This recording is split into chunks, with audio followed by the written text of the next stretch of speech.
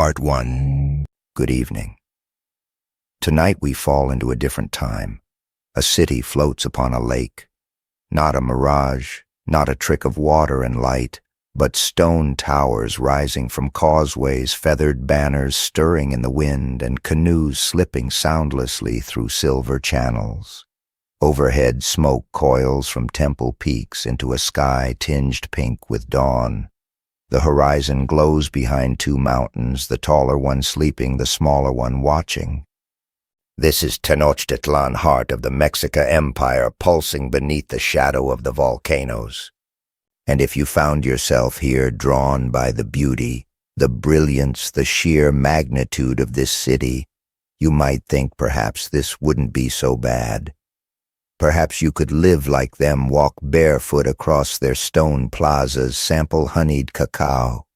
Listen to the rustle of cotton robes and wind chimes swaying from wooden beams. But you wouldn't survive the day, not a chance. Not with their gods always watching. Not with rules etched deeper than stone. Not with eyes measuring your every movement for signs of offense, of weakness, of impurity. No. You would be lost in a language you don't speak, navigating rituals you don't understand, surrounded by a people who believe fiercely, without hesitation, that the sun will die unless hearts are torn from chests and smoke is fed the blood of warriors. So before we dim the lights on this chapter of history, take a moment to like the video and subscribe, but only if you really enjoy what I'm doing here. And if you're watching from a different part of the world, drop your city and local time in the comments. I love knowing where and when these echoes reach you. Now turn off the lights, maybe turn on the fan for some soothing noise, and let's follow the echoes of history into the night. The volcano was not rumbling today. That was the first mercy. Even the wind felt lazy, drifting in from the lake like a sigh. Canoes bobbed gently on the canal edge, tied with woven ropes to thick wooden stakes driven into mudstone. The city was waking. In the home of a respected healer, not a noble but not a commoner either, a woman lit the morning fire. She used dry pine needles taken from the base of a shrine the night before. The flame caught with a satisfying hiss, then flickered into something steady. She whispered thanks to Tenochtitlán, god of fire and time, and passed her hand above the flames 3 times. Her husband, already wrapped in a dyed cloak, dipped his head without looking. There would be no food before sunrise prayers. Outside, the air tasted faintly of burning copal and lake mist. It clung to the skin, not quite damp but not dry either. Stone underfoot held the night's cold. Street sweepers, older men with hunched backs, dragged stiff brooms made of reeds across the causeways, clearing feathers, leaves, bones from small animals that had wandered too close to the city's edge. One muttered a blessing every few steps. On the northern avenue, priests were already chanting. Low, rhythmic, nearly imperceptible unless you were listening. They moved like smoke, wrapped in thick white robes with blue hems, their faces smeared with black soot. One carried a clay pot from which steam escaped the scent of burning bark mushrooms and something sweet. Not far behind came novices, their feet, bare heads bowed. The youngest stumbled but dared not cry out. Even small mistakes here were seen by the gods. Tenochtitlán was no ordinary city. It had risen from nothing, from swamp and salt and war, built in defiance of geography, woven with canals instead of streets, floating gardens instead of fields. Its walls bore images of jaguars and eagles of skulls and serpents of conquest and promise. But beneath the grandeur lay a quiet dread, the sense that everything could collapse if even one ceremony were forgotten. In the shadow of the Templo Mayor, the twin-templed pyramid at the city's core, a woman carried clay jars of water on her back. She was neither poor nor rich, but her tunic was plain undyed. Her braid was tight, her eyes alert. She stopped at the base of the steps, knelt, and offered one jar, not to the priests, but to the stone itself. She waited not for thanks, but for the simple sound of water touching sacred ground. Far above her on the temple's peak, two shadows moved. One belonged to a priest, tall and gaunt, with a jaguar pelt draped over his shoulders. The other was a young boy, not yet old enough to speak in council, but old enough to be chosen. His chest was bare, and he shivered. The priest traced a charcoal line from his forehead to his navel. "You will not be taken today," the priest whispered. "Today you will watch." And watch he did. As the sun rose behind the mountains and lit the city in soft gold, he saw it all, the shimmer of canal water, the silent dance of banners in temple breezes, the long, slow line of people beginning to form near the base of the stairs. Some carried baskets, others carried silence, and some, he noticed, carried nothing at all. Their hands were empty, but their eyes were full of fear. In the distance a conch shell blew, not the loud call of war, not yet. This was gentler, more melodic. The day had begun, and with it the weight of devotion, because here in the city of the Mexica every morning was a question. Would the sun rise again tomorrow? Would the blood be enough? Would the gods remain merciful for one more day?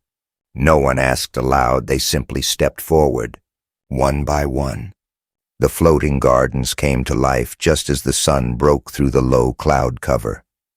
Chinampas, the great green mats of soil and reeds anchored in the shallows of Lake Texcoco, stretched like puzzle pieces across the water, forming a patchwork of maize beans, squash chilies, and flowers.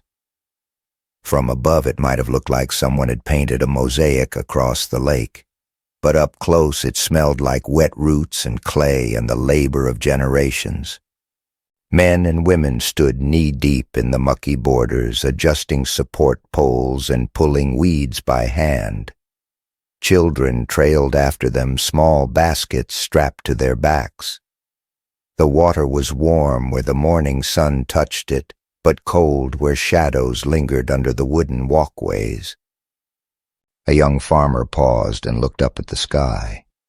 He wasn't much older than 15, but already his arms were roped with muscle from pushing pole boats through the canals. His name was not recorded in any surviving scrolls, but in this moment his presence was vital. He had dreamt of frogs last night, hundreds of them croaking from inside a temple, and the elders told him it was a sign to watch the clouds. So he did. High above the sun's path had just begun. To his left, a line of priests moved silently along the edge of the causeway, heads tilted skyward. The farmer nodded slightly in their direction, then returned to planting maize in a perfectly straight row. One seed at a time, always 4 fingers apart, always in multiples of 13. Order pleased the gods. He would not invite chaos by rushing. Across the lake, near a quiet inlet, a woman drew a circle in the mud with the end of a stick. Around her sat 5 girls, each clutching bundles of wildflowers. They were learning the days of the calendar, the sacred cycles, the invisible mathematics that dictated everything from harvest to sacrifice. The woman's voice was gentle, her pace slow. Each day has a face, she said, and every face wears a number. Learn the rhythm and you will understand the heart of the world. In the center of the city, high on a stone platform, a different rhythm ruled. Astronomer priests knelt in a semicircle, each watching the sun's position in relation to a carved obsidian disk embedded in the plaza floor. One held a bundle of reeds tied together with red string. Another, older and stooped, adjusted a shadow-casting rod by a fraction of an inch. The stakes were enormous. If they miscalculated, a festival might begin on the wrong day. If the festival began wrong, the wrong gods would be honored. If the wrong gods were honored, balance would falter. And if balance faltered, Tenochtitlán might fall not to war, not to disease, but to divine silence. That was the most terrifying fate of all. One young apprentice adjusted his robe nervously. He'd seen a bird fly backward at dawn, an omen. He hadn't told the others yet. Farther west, near the smaller temples dedicated to lesser deities, an artist mixed pigments from crushed beetles' ash and flower petals. He worked on a vast mural that stretched across the side of a merchant's house. It depicted the cosmic struggle between fire and rain, the birth of the fifth sun, and the destruction of the previous worlds. Nearby children played with clay dolls shaped like gods who had once destroyed the earth out of boredom. In this world, creation and destruction were never far apart. Time was not a line but a wheel, always turning, always hungry. Back in the marketplace of Tlatelolco, the day began to swell. Traders arrived from as far as the Gulf Coast and the mountains beyond the valley. They carried salt obsidian feathers, gold dust cacao, jaguar skins, and stories. Everything had value. Everything had ritual. Even the act of trade was sacred, overseen by Tezcatlipoca, the smoking mirror god of conflict and fate. In one corner of the plaza, a man with a scar across his cheek bartered a basket of beans for a small carved whistle. As he handed it over, he blew into it softly, its shrill cry cutting the air like a hawk's call. Two priests looked over their expressions, unreadable. He bowed quickly and moved away. Elsewhere, a nobleman examined a piece of turquoise in silence. He turned it slowly in the light, weighing not only its color but its story. Was it mined in the correct season? Had it passed through enough hands to carry weight? Was its shape auspicious or ill-fated? Buying anything of value meant gambling with unseen forces. Near a fountain at the edge of the market, an older woman sat with folded blankets. She did not speak. Her eyes were rimmed red and her lips trembled slightly. The mat beside her was bare except for one white flower carefully placed in the center. Passers-by nodded but did not approach. She was in mourning. What she had lost, no one asked. A child tripped on a stone and fell face first into a basket of tomatoes. The vendor, a sunburned man with gold-threaded sleeves, didn't scold. He helped the boy up, wiped his face, and handed him a slice of cactus fruit. It was a small kindness, and it was noted by the gods. Meanwhile, in a quiet compound near the palace, royal scribes sharpened obsidian blades to trim bark paper. They would record the day's events not in full sentences, but in glyphs and color. They would draw the omens seen, the goods exchange the words spoken by the emperor's heralds, and the colors of birds caught in the lake's nets. They would leave out the woman's flower, the child's fall, the merchant's whistle. But somewhere those moments would live on in memory and ritual, in dreams that return like tides. And above it all, the sun moved slightly westward. A boy stood still in the center of a courtyard, his arms held out at his sides, palms facing the sky. He wasn't being punished, at least not in the way one might think. This was training. His father, a mid-ranking noble and member of the Eagle Warrior class, watched from beneath a cedar awning. The morning lesson was nearly complete, but the boy's elbows were trembling. A servant approached with a bowl of water, but the father raised one finger. Not yet. Discipline was everything in this city. Not only the discipline of soldiers or priests, but of everyone: builders, merchants, farmers, mothers, children. The gods demanded order, and the social order mirrored the divine. Just as the stars moved with precise regularity, so too must the people of Tenochtitlan move within their assigned place. To forget one's role even for a moment was to invite collapse. The boy's arms finally dropped.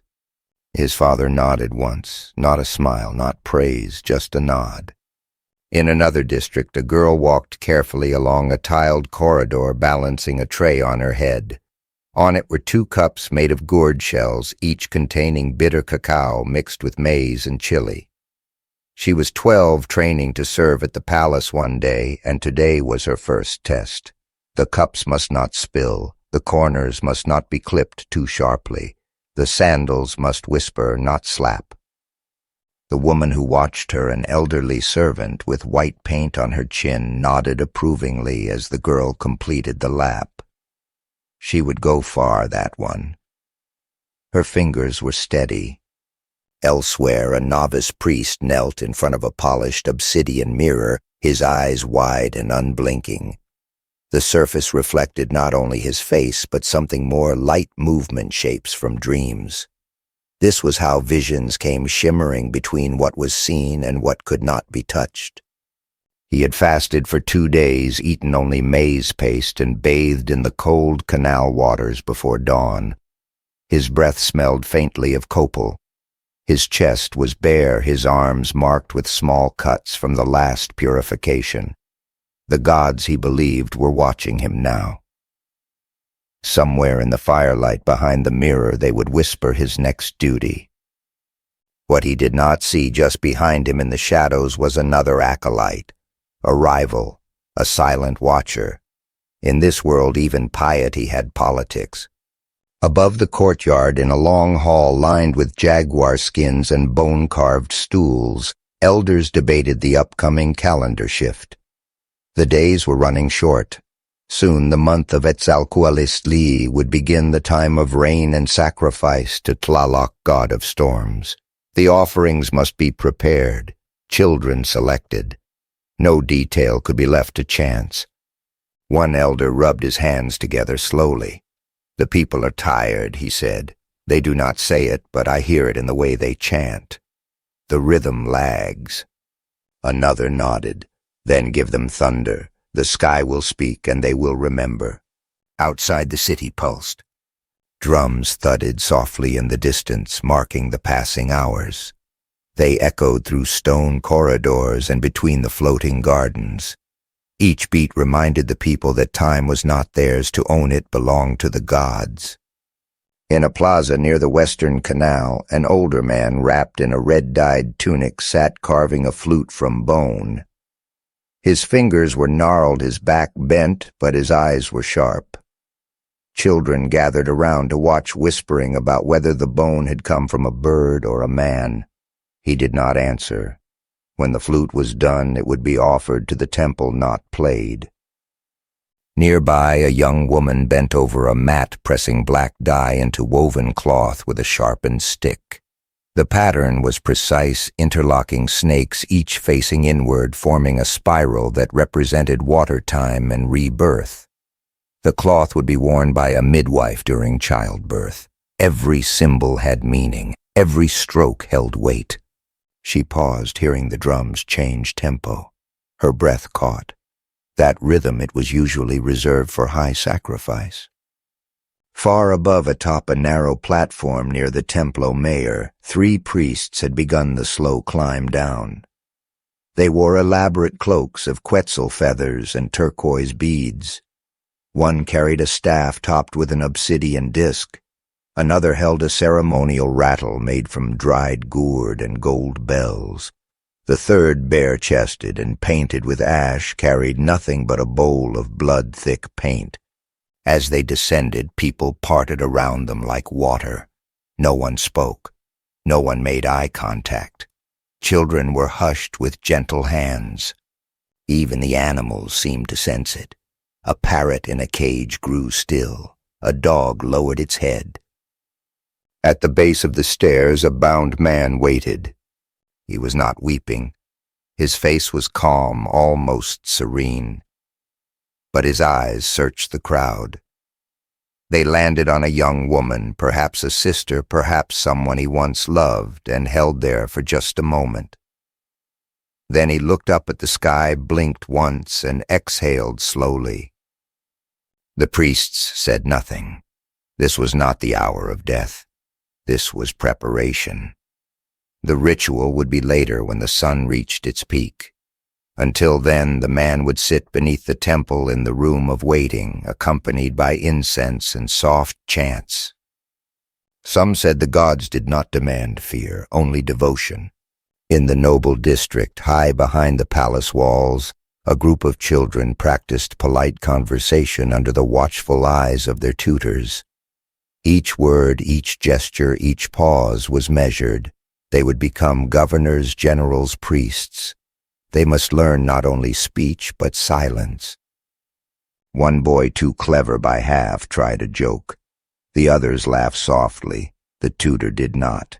He marked something on his reed scroll and whispered, "He will be taught humility." And so the city turned on rules, on rituals, on rhythms, both seen and unseen. Every moment mattered. Every role held tight. Every glance could shift a destiny. Tenochtitlán was beautiful, but beneath its beauty pulsed a certainty that nothing in this world was free, not breath, not laughter, not even thought. At the edge of the market, in a quiet alcove shadowed by a grove of slender ahuehuet trees, two jaguar warriors sat cross-legged on a woven mat. Between them lay a wooden board etched with carved squares and small bone tokens, each painted with black or red ink. They were not gambling. They were playing a game older than memory, meant to sharpen the mind and test the heart. One moved a piece slowly and spoke. "You dreamt again." The other nodded. The obsidian river, it ran backward. Neither spoke for a moment. The jaguar warriors, elite among the Mexica, were not only fighters. They were guardians of cosmic order, symbols in human form. Their cloaks shimmered with spots of ocelot skin, their sandals bound with woven reeds, and their faces painted in a way meant to frighten not enemies, but spirits. Today they did not train. Today was for waiting. Across the plaza, beneath a long white awning, healers gathered. Some were men, most were women. They spoke softly, applying crushed herbs to folded cloths, sorting dried roots by texture, not name. One held a bundle of bones wrapped in deer hide. Another counted drops of resin into a bowl of water until the surface clouded like lake mist. On the edge of this circle, a girl of 7 stood still, her eyes wide. "She watches well," one healer murmured. "She listens before she speaks. Let her stay." This, too, was how knowledge passed, not in classrooms or scrolls, but by breathing the same air, watching the same hands, hearing the silence between instructions. Just beyond the temple wall, a group of young boys carried baskets of obsidian shards wrapped in cloth. They moved with exaggerated care. The black glass was sharper than any blade and more sacred. Each piece had been quenched in a sacred spring pulled from a mountain believed to house the breath of Tezcatlipoca himself. The priest who waited for them wore a cloak that shimmered blue-black in the sun. He received each shard as if it were a prayer, placing it carefully in a basket lined with feathers and blood-spattered cotton. These would be used in tonight's divinations. In another part of the city, a ceremony of naming was underway. A newborn not yet 3 days old lay bundled in a mat of woven reeds. His family stood behind him, father stiff, mother trembling, grandparents chanting in unison. A priest approached with water from the lake, warmed in the sun and mixed with white flower petals. He poured it gently over the boy's head. "You are called Iztac, for you came in the month of clear skies," he intoned. "May your words be straight and your path firm. May your blood feed only the earth, never the altar." It was a blessing and a warning. Nearby, a man in gray robes, neither priest nor warrior, walked the edges of the city. He carried a pouch filled with chalk which he used to mark walls, doorframes, and cornerstones. Each mark was small, almost invisible, but together they formed a map of balance. He was a tlaquilo, a scribe artist, and his job was not only to paint the visible, but to measure the invisible. He recorded omens, bird migrations, dreams reported by merchants, sudden silences. When he passed a street corner where no birds had sung for 3 mornings, he paused. He knelt, drew a spiral, marked the date, then moved on. In the house of an elderly widow near the southern canal, preparations were underway for a private rite. Her husband had died 1 year ago.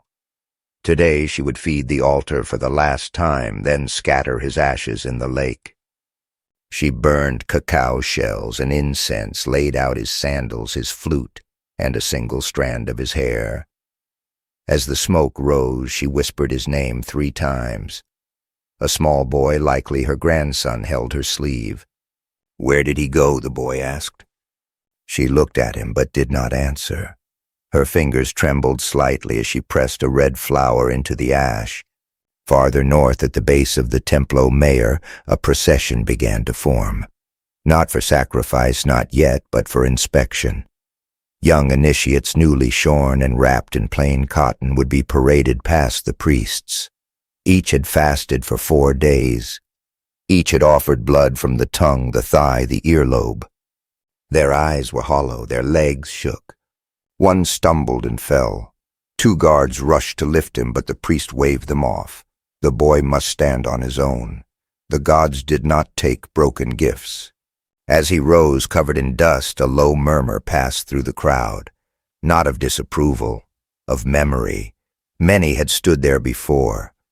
Just above them, behind a screen of woven reed and polished shell, the emperor's eyes watched. He never spoke during these processions. His expression was unreadable stone carved into flesh, but he watched, and he remembered. In the emperor's hall, painted with gold and turquoise, advisors whispered about grain stores, rising tensions with Tlaxcala, and rumors of strange ships seen far to the east. The emperor said nothing. He looked toward the horizon and saw only clouds. In Tenochtitlán, the past, present, and future coexisted like feathers on a warrior's cloak, layered, fragile, beautiful. Nothing was random. Not a spilled cup, not a missing bird song, not even the way the shadows slanted on the temple stairs. The gods moved through it all, and the people followed, even when they were afraid. The calmecac sat in the eastern quarter of the city, just beyond a wide canal lined with flowers and lantern poles carved in the likeness of toads and owls. Though beautiful from the outside, its walls enclosed something much more severe. This was no place for soft hearts. It was where the sons of nobles were sent to be stripped of self and reshaped into the minds of priests, judges, and generals.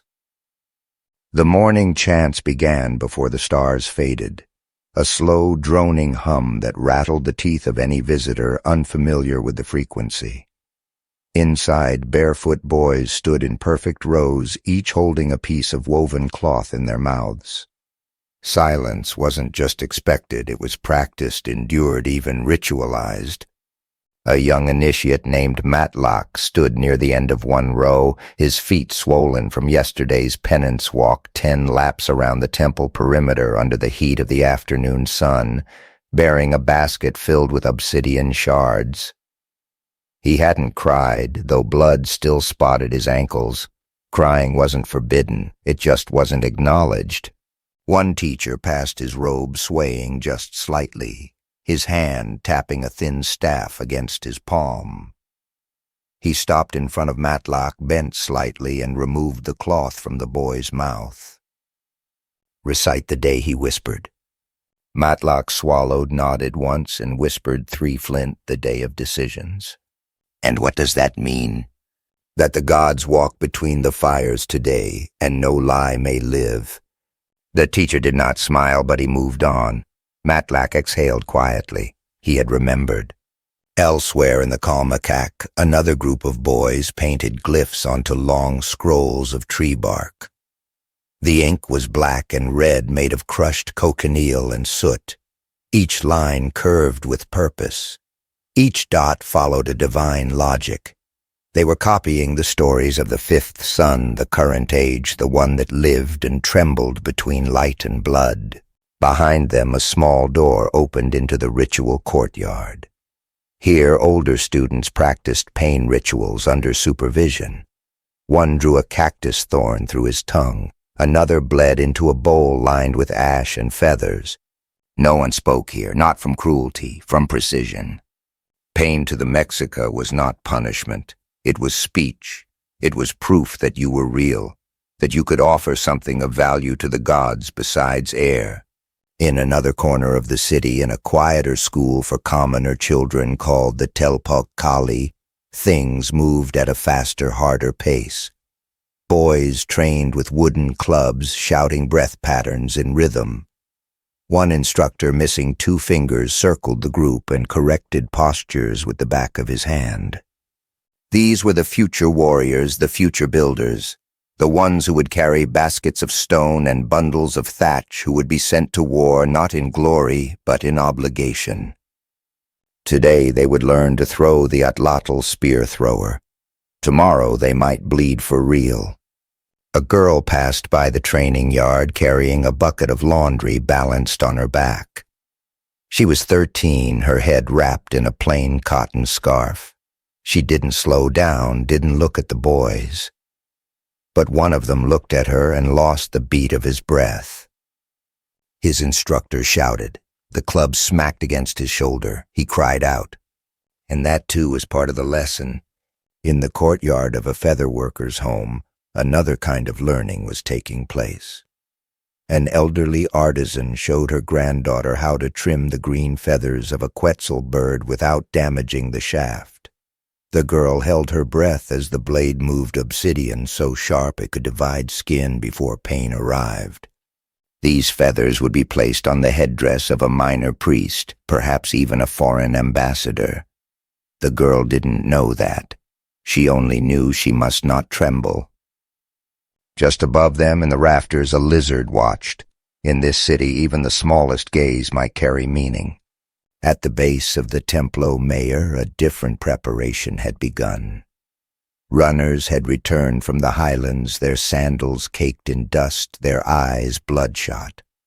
They carried news always whispered first to the temple guards, then to the high priests. A lightning strike on a dry hill, a river that ran backward for one morning, a cave where bats flew out at noon. Omens. Not all omens meant disaster, but all required attention. The priests gathered in a circle, muttering not conclusions but questions. They would sleep tonight on straw mats facing north. They would chew bitter bark. They would speak no word that could be mistaken for truth. Back in the calmecac, the boys were being released one by one to perform their daily duties. Some went to the temple kitchens, others to the scribe's chamber. One boy younger than the rest was assigned to the southern canal where he would clean bird droppings off the statues of Tlaloc. He did not complain. He bowed, received his broom, and walked into the mist. By midday the city shimmered under a growing heat. The drums quickened. The flowers wilted slightly in the chinampas. Traders fanned themselves with thin sheets of bark. And far above it all, standing alone in the tower near the emperor's garden, a woman watched. She was neither priestess nor noble, not married nor sworn to silence. But her eyes missed nothing. Historians still debate her name. Some scrolls mention a flower born from rain, others a daughter of secrets. But what she saw that day, what she chose to remember, and what she chose to forget, would change the city more than any war. She closed the window shutters gently. The afternoon was coming, and with it the gods' appetite would awaken. The sun had begun its climb to the peak of the sky, and with it came the hour of heat, of reverence, of offerings. All across Tenochtitlán the pace of the city shifted. Merchants moved slower, shade became currency, and even the breeze took on the scent of sweat, crushed marigold, and something heavier, something metallic. Inside a modest household near the eastern quarter, a man sat on his haunches beside a small clay brazier. He was not a priest, but he bore sacred duties today. Before him lay a painted gourd containing the remains of his wife's stillborn child. The ceremony had waited until the appointed day, a calendar aligned with the moon, the corn, and the path of butterflies. Today the ashes would be fed to the garden soil mixed with the roots of a young maguey plant. He whispered as he stirred the embers, not words of grief, words of precision. To mourn in public was acceptable. To mourn incorrectly was dangerous. A block away, water carriers moved silently down a narrow alleyway, balancing jugs on their backs, their bodies slick with oil to keep the sun from burning their shoulders. They passed beneath banners strung between rooftops, bright strips of dyed bark paper that fluttered despite the stillness of the air. Above them, a woman lay on a woven cot, her belly round with a child not yet born. Two midwives fanned her in alternating rhythm, each stroke precise. One adjusted a talisman above the doorframe, a dried frog tied with red string. The other placed a bowl of salt beneath the cot, not because it healed, because it protected. The gods could be generous, but they were never tame. In the great square before the Templo, mayor crowds began to gather not for spectacle, but for proximity. Even if they could not see the rituals directly, even if the blood never touched them, being near the temple was to be closer to the divine. Mothers whispered chants into their infants' ears. Old men leaned on walking sticks shaped like snakes. Children stood on their toes, searching the staircases for movement. Then came the drum, a single beat loud enough to silence a plaza. It came again. Then again, each strike heavier, slower, as if time itself was thickening. At the temple's mid-landing, a line of priests emerged. They moved in unison, their robes soaked with incense smoke, their faces painted in masks of gods whose names could not be spoken casually. In their hands they carried bundles, obsidian feathers, strips of dried cactus, small wooden effigies. None looked directly at the crowd. Behind them came the high priest. He wore a cloak of shimmering feathers arranged like a sunburst, its weight so great that two attendants walked beside him to support it. His face was not visible, covered by a golden mask shaped into a serene, inhuman smile. He stopped at the center of the platform and raised both hands. The city inhaled, and from within the temple's shadow, two men were led forward. Their hands were bound, their bodies painted with white clay symbols etched in red across their chests and thighs. They did not struggle. Their steps were steady.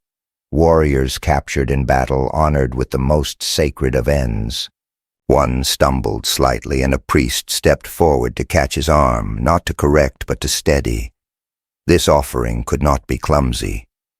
They were led to the topmost platform where the stone slab waited. It had been cleaned with salt water, its grooves scrubbed with branches of pine. A bowl of obsidian blades rested beside it, each one no wider than a reed, each capable of slicing through flesh without effort. But there was no frenzy here, no shouting. The drums did not quicken. This was not war, this was balance. As the first man was laid on the slab, the high priest raised his arm. The blade glinted once in the sun, then disappeared into the ritual. What followed was not seen by the crowd, but they did not need to see. They felt it, the shift in the air, the pulse in their chests, the way the light seemed to flicker for just a moment. A woman near the edge of the square clutched a jade pendant around her neck and whispered her son's name. A child dropped a flower. A dog howled from beneath a merchant's stall. The second offering followed. As the heart was lifted, the priest turned to the east and held it aloft. Blood ran down his forearms, mixing with paint dripping onto the stone. The sun had reached its apex. The offering was accepted, and just as quickly the moment passed. The drums fell silent. Smoke rose from the altar, thick with sap and feather ash. The bodies would be carried back into the temple, prepared for burial or displayed depending on the chosen rites. The crowd did not cheer. They dispersed slowly as if waking from a dream. In the noble quarter, scribes bent to record the day's events in glyphs. Not every detail, not every feeling, just the essentials, the names, the date the gods honored. In a small house near the canal, a girl poured clean water over her feet, humming a tune her mother taught her. She did not know what had just happened in the square. She only felt that the air had changed. In the gardens, a hummingbird hovered near a red blossom. In its wings the light shimmered. And from atop the temple the high priest removed his mask, handed it to an attendant, and walked slowly back into the dark. He would not speak again today. He had seen the god's face too clearly. Long after the drums had faded and the square had emptied, the city did not rest. Tenochtitlán moved with a rhythm deeper than sound. Beneath the ceremonial calm, daily life pulsed, quiet, intricate, endlessly repeating. At the base of a narrow staircase carved into the side of a priest's compound, an elderly man sat weaving a basket. His fingers, bent by age but still deft, moved through reeds with practiced ease. Each weave was tight, each strand aligned as if answering some unseen design. He hummed softly as he worked an old tune older than even he could remember. It was a song for the river, for the gods of flow and return. Not far from him, a group of young boys gathered around a low table. One tapped obsidian flakes with a deer antler, trying to nap a clean edge for an arrowhead. Another used a string and drill to bore holes through turquoise. They were apprentices, tradesmen in the making. Their fathers had hunted. Their grandfathers had traded. They would serve the empire with their hands. Nearby, a woman dyed cotton cloth using a slurry of insects and flower petals. The crimson dye stained her fingers and the air, leaving a ghost of iron and nectar behind. She worked quickly, her movements automatic. She had orders to fill robes for a minor festival 3 days hence, headbands for a group of novice priests, shrouds for the dead. Across the city, in a courtyard shaded by tall stone walls, a musician tuned a set of hollowed logs. Each log produced a tone, soft and wooden when struck with padded mallets. The musician did not rehearse a song, but prepared a pattern, a rhythmic offering meant to accompany a harvest prayer. The ceremony would take place at dusk near the market's edge among the stalls selling squash and river fish. A priest's assistant passed by with a basket of dried scorpions and crushed jade. He was headed to the temple of Itztli, god of stone and obsidian, where a small rite would be performed to bless the city's blades. He walked quickly, muttering a list of ingredients under his breath. At the palace compound, the emperor's personal attendants gathered to review the daily reports. Messages had arrived from border towns, some peaceful, some not. Rumors of unease in Tlaxcala again. News of strange animals washing up on the coast, birds with necks like snakes, turtles with shells larger than doorways. One courier claimed to have seen a canoe with wings, though the story was dismissed as heat-borne madness. Still the emperor listened. He always listened. From behind a screen of carved bone and painted hide, he watched the sunlight shift across the tiled floor. He said nothing. Later he would walk the northern terrace and cast corn kernels into the wind one by one until he no longer heard the whisper of feathers. In the southern quarter, a man entered a small shrine with a box of offerings. Inside were objects most wouldn't notice: a child's carved toy, a shard of broken mirror, a feather from a sick bird, a small black stone.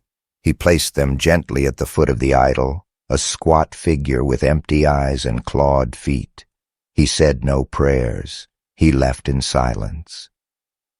These were the gods of corners, of cracks, of places too narrow for names, the ones that received what others would not touch. In a small reed house near the water's edge, a woman held her infant to her chest. She dipped a cloth in cool water and pressed it to the baby's brow. The fever had not broken. Outside, her mother crushed herbs with a stone and whispered the names of saints no longer worshipped, old gods, river gods. Back on the main avenue, traders returning from Tlatelolco paddled slowly through the canal. The water slapped gently against their canoes, carrying the scent of fish wood and rain-soaked stone. One of them, a woman with sun-scorched skin and wide shoulders, leaned back and sighed. She had sold all her beans bartered well for copper needles and heard 2 new songs in the market, both about fire, both unfinished. She would hum them tonight as she cooked. A man passed her in another canoe, this one carrying cages filled with birds. The birds were quiet, as if sensing the shift in the air. Overhead, clouds began to gather. In the upper district, young nobles were preparing for a private ritual. It was not bloody, no blades, no chants. It was a test of language. Each would recite the ancient stories before a panel of elders. To forget even one phrase was to risk shame. One boy whose father had once insulted a high priest in council knew the stakes were higher for him. He recited in his head while lighting a stick of copal, hoping the smoke would settle his nerves. On a quiet rooftop, a girl counted stars not yet visible. She knew their names, not the ones priests used, but the ones her grandmother taught her in lullabies. Stars that guided the canoe builders, stars that warned of sickness, stars that blinked when someone lied. She noticed one was missing. She blinked, then looked again.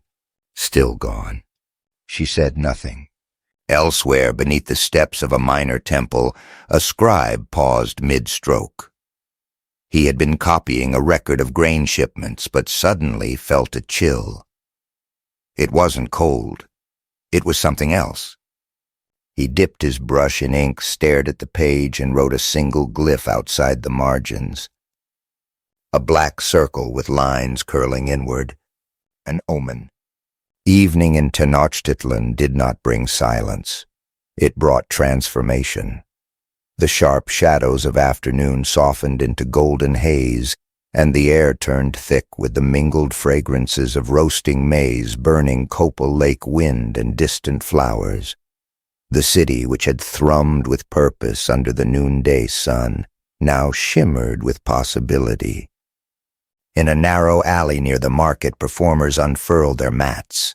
They wore masks made of wood and obsidian, shaped into faces both human and divine coyotes, with hollow eyes, gods with outstretched tongues, skulls painted bright blue.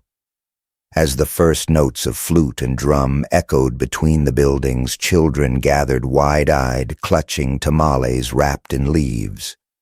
One of the performers raised his arms. Tonight, he intoned, "We tell the story of fire stolen from the gods." Behind him, others leapt and spun, mimicking thunder and hunger, fate and flame.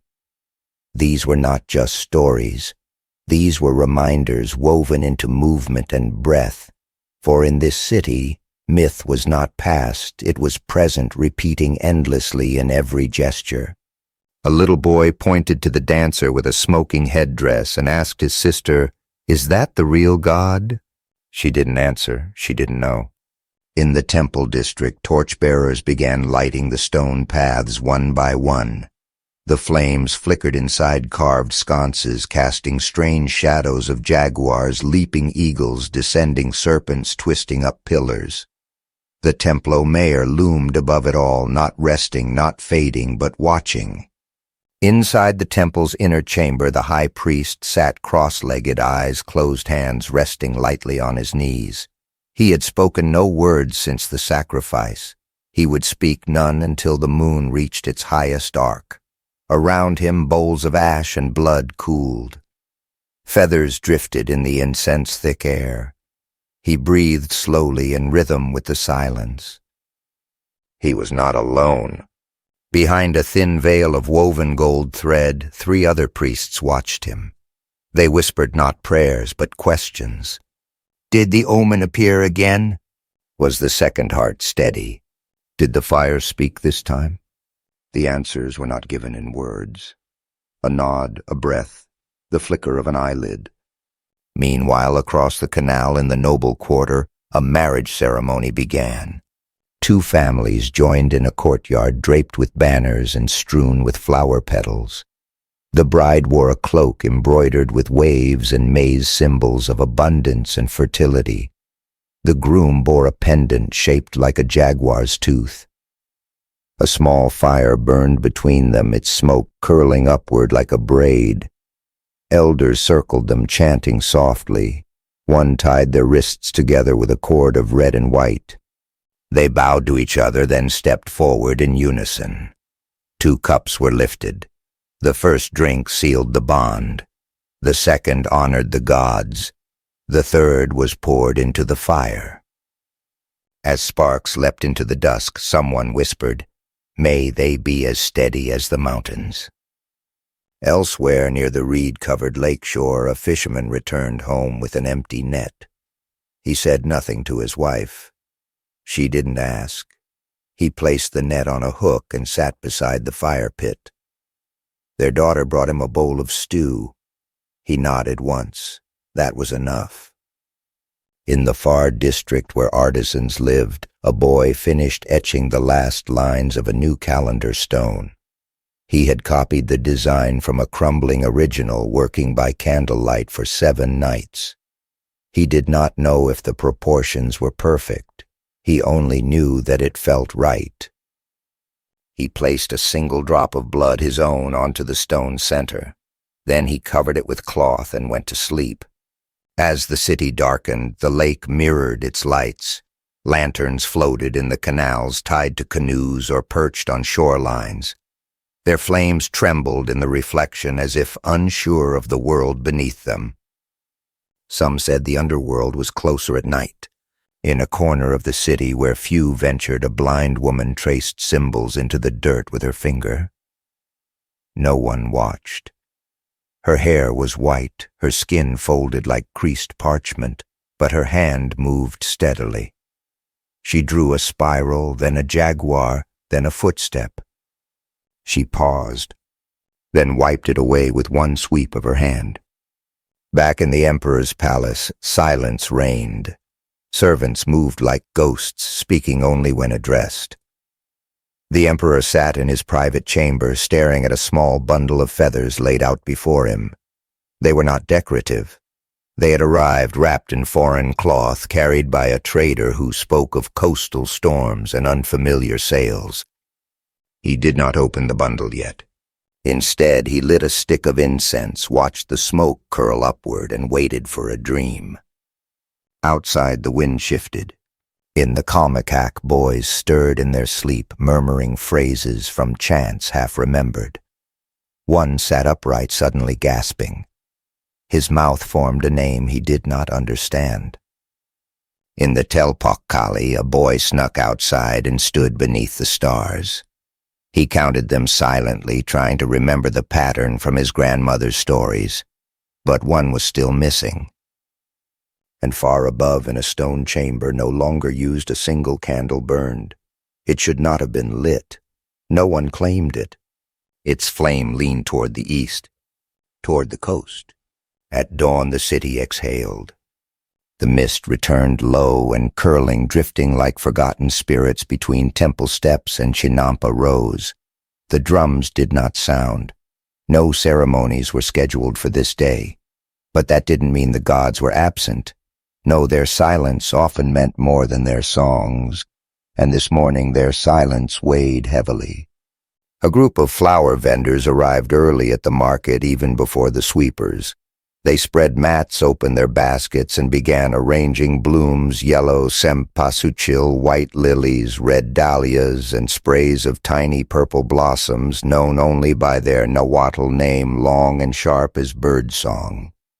The women did not speak. Their hands moved quickly, as if they feared being overheard by the sky. One of them placed a blue flower in the center of her display. It was rare, with petals like folded silk.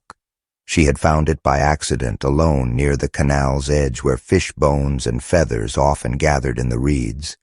She didn't know what it meant, but she had dreamed of it blooming in a place where nothing grew. She sold it before the sun cleared the horizon. In the calmecac, the priests awoke the boys earlier than usual. No chant, no warning. Just the rustle of cloaks and the cold splash of lake water thrown across sleeping faces. "Dress," one teacher commanded. "You'll witness something not found in scrolls." The boys dressed in silence, rubbing their arms, stealing glances at each other. No one dared ask questions. They were led outside, not toward the temple, but toward the eastern causeway, one of the great roads that reached out from Tenochtitlán like the fingers of a sun god. It was lined with banners, but no festival was planned. Halfway there, they were told to stop, to watch. Across the water, something moved. At first, it looked like a shadow, then like a house floating. Then as the mist lifted, it revealed itself tall, hard, wrong. A ship. Not a canoe, not a raft, a vessel unlike anything the Mexica had seen.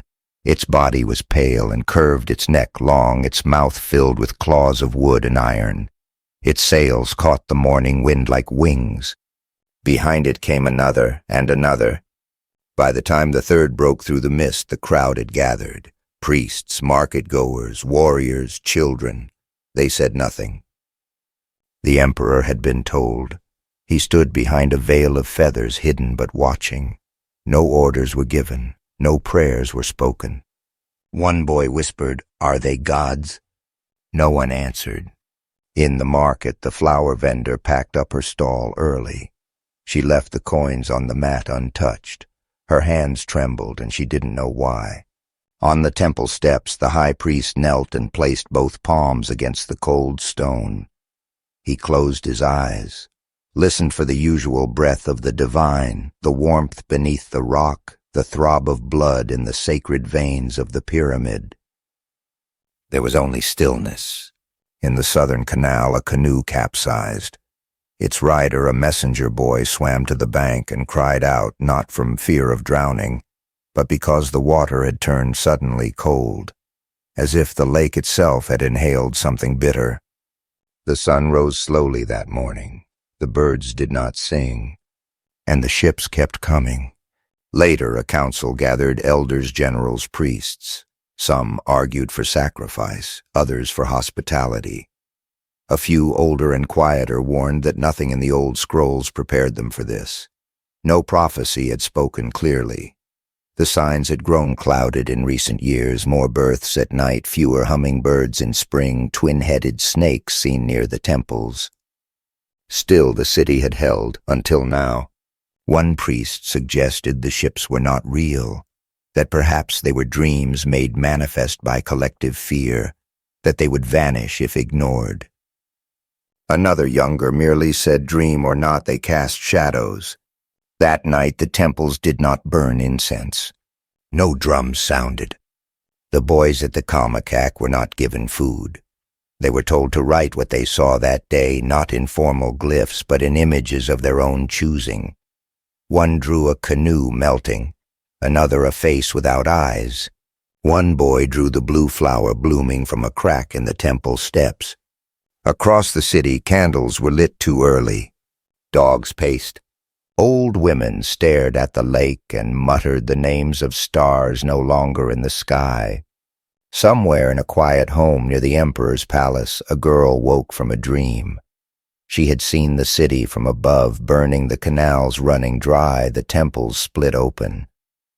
But in the dream she had also seen something else, something green growing from the rubble reaching toward the sun.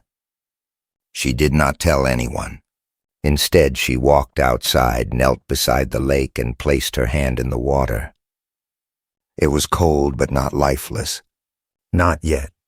The next day arrived not with fanfare but with hesitation. Dawn did not so much break as bleed. The light was thinner, slower to reach the rooftops. Mist clung longer than usual to the water's surface. Birds circled but did not land. Even the children who usually ran barefoot down the temple avenues moved with unusual caution, as if afraid their footsteps might echo too loudly. In the palace, the emperor did not rise with the sun. Instead, he sat in meditation facing a wall where a woven tapestry depicted the creation of the world. 5 suns, 4 destructions, and a serpent coiled around time itself. His attendants waited. No one dared disturb him. They knew this stillness was not peace, it was calculation. Outside, a column of warriors prepared for a ceremonial march to the temple. But this was not the kind of ritual they were trained for. Their obsidian-studded clubs remained strapped to their backs. No enemy had crossed the city's boundaries. No blood had been spilled, and yet tension pulsed in their throats like a drumbeat held back. The ships had not moved closer overnight. They floated just beyond the limits of the Chinampa Gardens, their sails half furled, their crews hidden. But the city felt them like a second sun, like a presence behind a locked door. In the market, trade continued, but with eyes that watched more than hands that bartered. Vendors whispered across stalls. Was it true they came from across the ocean, that they rode animals with faces like masks and voices like thunder? One man swore he had seen a creature with iron skin step off the shore and vanish into the trees. An old woman hunched beneath a parasol of reeds spat and muttered, then let the trees eat them. In the temple compound, the high priests convened before the sacred fire. No smoke rose. The fire had not been lit since the previous dawn. They debated, should they burn Copal, should they summon the wind god to test the stranger's intentions. One priest, whose voice trembled more than usual, argued that they must sacrifice something greater. The gods are listening, he said, but they are not answering. Someone suggested a child, another a captured warrior, another silence. The emperor was told of the debate. He made no decree. Instead, he summoned his sister. She entered the chamber without fanfare. She was known not for her beauty, nor for any formal role, but for her listening. She had sat in more councils than many priests. Her dreams, it was said, had predicted 3 famines and 1 festival rain that saved 1,000 children. Now the emperor asked her only one question. What would you do if the gods stopped answering? She replied, I would ask the wind. That afternoon, messengers were sent to the lake's edge. They carried no weapons, only reeds bound into loops, the sign of speech of inquiry, not command. One by one they boarded canoes and paddled slowly toward the anchored ships. On the causeways, people gathered in silence, watching the tiny boats disappear into mist. A girl clutched her mother's hand. A fisherman crossed himself in 3 different ways, each from a different tradition. An apprentice priest recited the story of the 5th sun under his breath, hoping to remind the sky of its promises. The messengers did not return that night, nor the next. By the 3rd day, the city had changed. In the calmecac, the boys were told to cease their memorization. Instead, they were ordered to clean the temple courtyards with water drawn from the sacred spring. They scrubbed not just dirt, but old paint, old blood, old stories. One boy asked if this meant new gods were coming. He was slapped not for the question, but for the phrasing. New gods did not come. They invaded, or they were lies. And yet, in the telpochcalli, a warrior trainer sharpened his obsidian blades more carefully than usual. He polished his shield until he could see the clouds reflected in it. He told his students, just in case. Near the lake, a woman released a boat made of bark and twine. Inside it was a doll carved from wood and dressed in feathers with maize in its hands and a single red bead for a heart. She placed a candle beside it and whispered something no one heard. She pushed it into the canal and watched as it drifted, turning once, then again, then vanishing into the mist. That night the wind changed. It came from the east, not the usual lake breeze, but something saltier, heavier. It carried with it the faint sound of unfamiliar instruments of metal clinking against metal, of voices chanting in a tongue no one knew. On the 4th day, a boy in the scribe's house drew the ships again. This time he did not sketch them floating.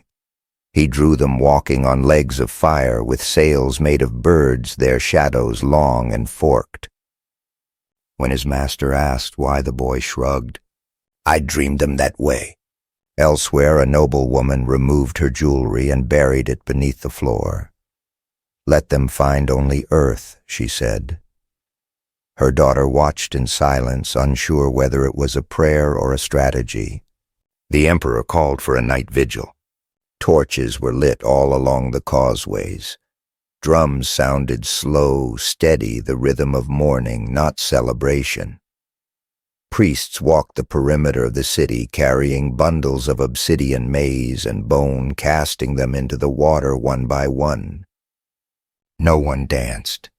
No one sang. In the lake the ships did not move. But in the dreams of Tenochtitlan's people they walked and burned and whispered. The fifth day dawned with no color. Clouds pressed low, thick as stone, blocking out the sun and dulling the reflections on the lake. The canals, normally alive with paddling canoes and shimmering reeds, felt suspended, motionless, uncertain. Even the birds seemed confused, hopping along rooftops instead of flying. In the corners of courtyards, incense burned without purpose, curling into air already heavy with waiting. Inside the calmecac, a strange order was given. All students were to remain indoors. No rituals, no drills, just silence. One boy tried to whisper a question, but no one replied. The teachers sat in stillness, back straight, hands folded, as if listening for a sound that had not yet arrived. The boys mimicked them, but their hearts beat louder than their breath. Outside on the eastern causeway, movement returned not from within the city, but from beyond it. The ships had begun to row closer. They came slowly, deliberately, not with the speed of war, but with the weight of certainty. Their sails billowed, their masts creaked, and beneath them the water churned with an oily iridescence the lake had never seen before. Canoes gave way without being told, drifting to the sides of the canal like leaves pushed by an unseen wind. The first ship dropped anchor just beyond the outer garden edge. Figures moved along its deck, tall, pale, wrapped in metal and leather, their faces obscured by shining shells. They carried poles longer than a man, tipped not with obsidian but something harder, something that glinted like captured lightning. The people of Tenochtitlan watched from behind doorways, from rooftops, from the gaps between market stalls. They did not cheer, they did not scream. They waited, and the wind, always present, stopped. In the emperor's palace a council was called, not in the great hall, but in a narrow, windowless chamber used only in times of crisis. The emperor sat without adornment, no jade, no feathers, no gold. Just a plain white cloak and a single maize kernel resting in his palm. He listened. One general called for immediate resistance. "The gods have given us omens enough," he growled. "We delay, we die." A priest warned of error. "We do not yet know what they are. If they are gods, we offend them. If they are beasts, we provoke them." An elder woman whose name had not been spoken in a decade simply said, "No god has ever knocked before entering." Silence followed. The emperor looked down at the maize kernel. Then he dropped it. It struck the floor with no sound. Elsewhere in the city, the people prepared in different ways. A group of mothers gathered their children and braided their hair tightly, singing lullabies from before the empire's founding. Songs from the time of wandering, of hunger, of desert gods who needed no temples. In the artisans' quarter, two brothers packed their dyes and carving tools into reed bundles. They would flee at nightfall down the southern causeway. "We make beauty," one said, "not war." A feather worker fastened her finest creation, a headdress shaped like a serpent swallowing the moon, onto a clay bust. Then she burned it feather by feather until only the smell remained. In a shrine by the lake's edge, the blind woman returned. She traced 3 new glyphs into the dirt, a hand, a flame, and a spiral broken in half. Then she smiled. "It has happened before," she whispered, "and it will happen again." As the day progressed, the foreign visitors made no demands. They did not shout. They remained aboard the ships, their strange eyes surveying the city with unreadable patience. Then, just before dusk, a smaller boat was lowered. It carried 4 men, 2 with metal skins, one dressed in bright colors and one who looked more familiar. Brown-skinned, local, a translator. The boat glided toward the causeway steps. There, a delegation waited, not the emperor, but a collection of mid-ranking nobles and priests. Enough to honor, not enough to risk. The 4 men stepped onto the stones. They did not kneel. They did not bow. They spoke. Words were exchanged, slow and uncertain. The translator strained to explain foreign terms: conquest, crown, cross.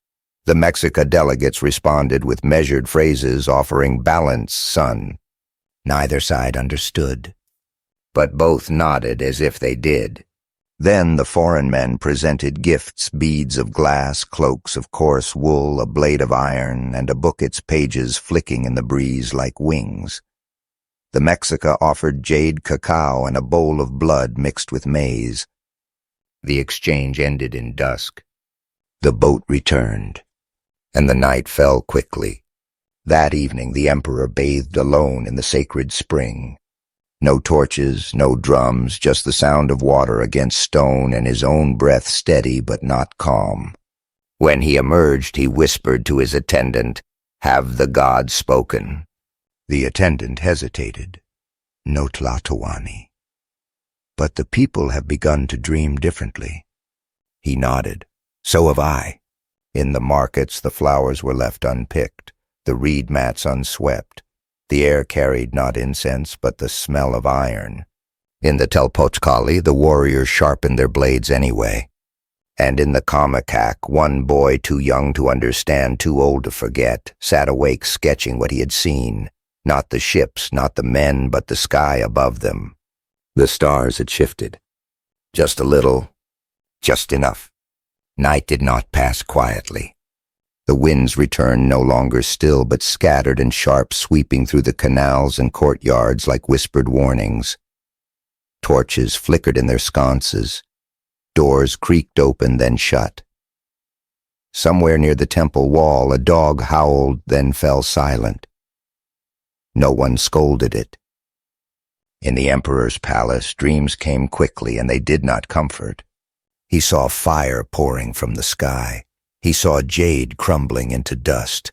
He saw a serpent coiled around the sun, its scales made of silver, its mouth open wide. When he awoke, his robe was soaked, though the air was cool. Elsewhere in the city, others dreamed too. A woman saw her house lifted by wind and dropped in the lake. A young man heard a voice tell him to cover his ears. A child awoke screaming, speaking a language no one understood. The scribes wrote down these dreams. By sunrise they had filled 2 scrolls. That morning the ship sent word. Through the translator they requested entry not to speak with commoners, not to visit temples, but to meet the Tlatoani himself. The emperor did not reply immediately. He walked instead to the tower near the edge of the palace gardens, the one place he could see the eastern horizon without obstruction. There the ships waited, still quiet, as if daring the city to blink first. He stood for a long time. Then he turned to his messenger. "Tell them," he said, "they may enter on the day of wind."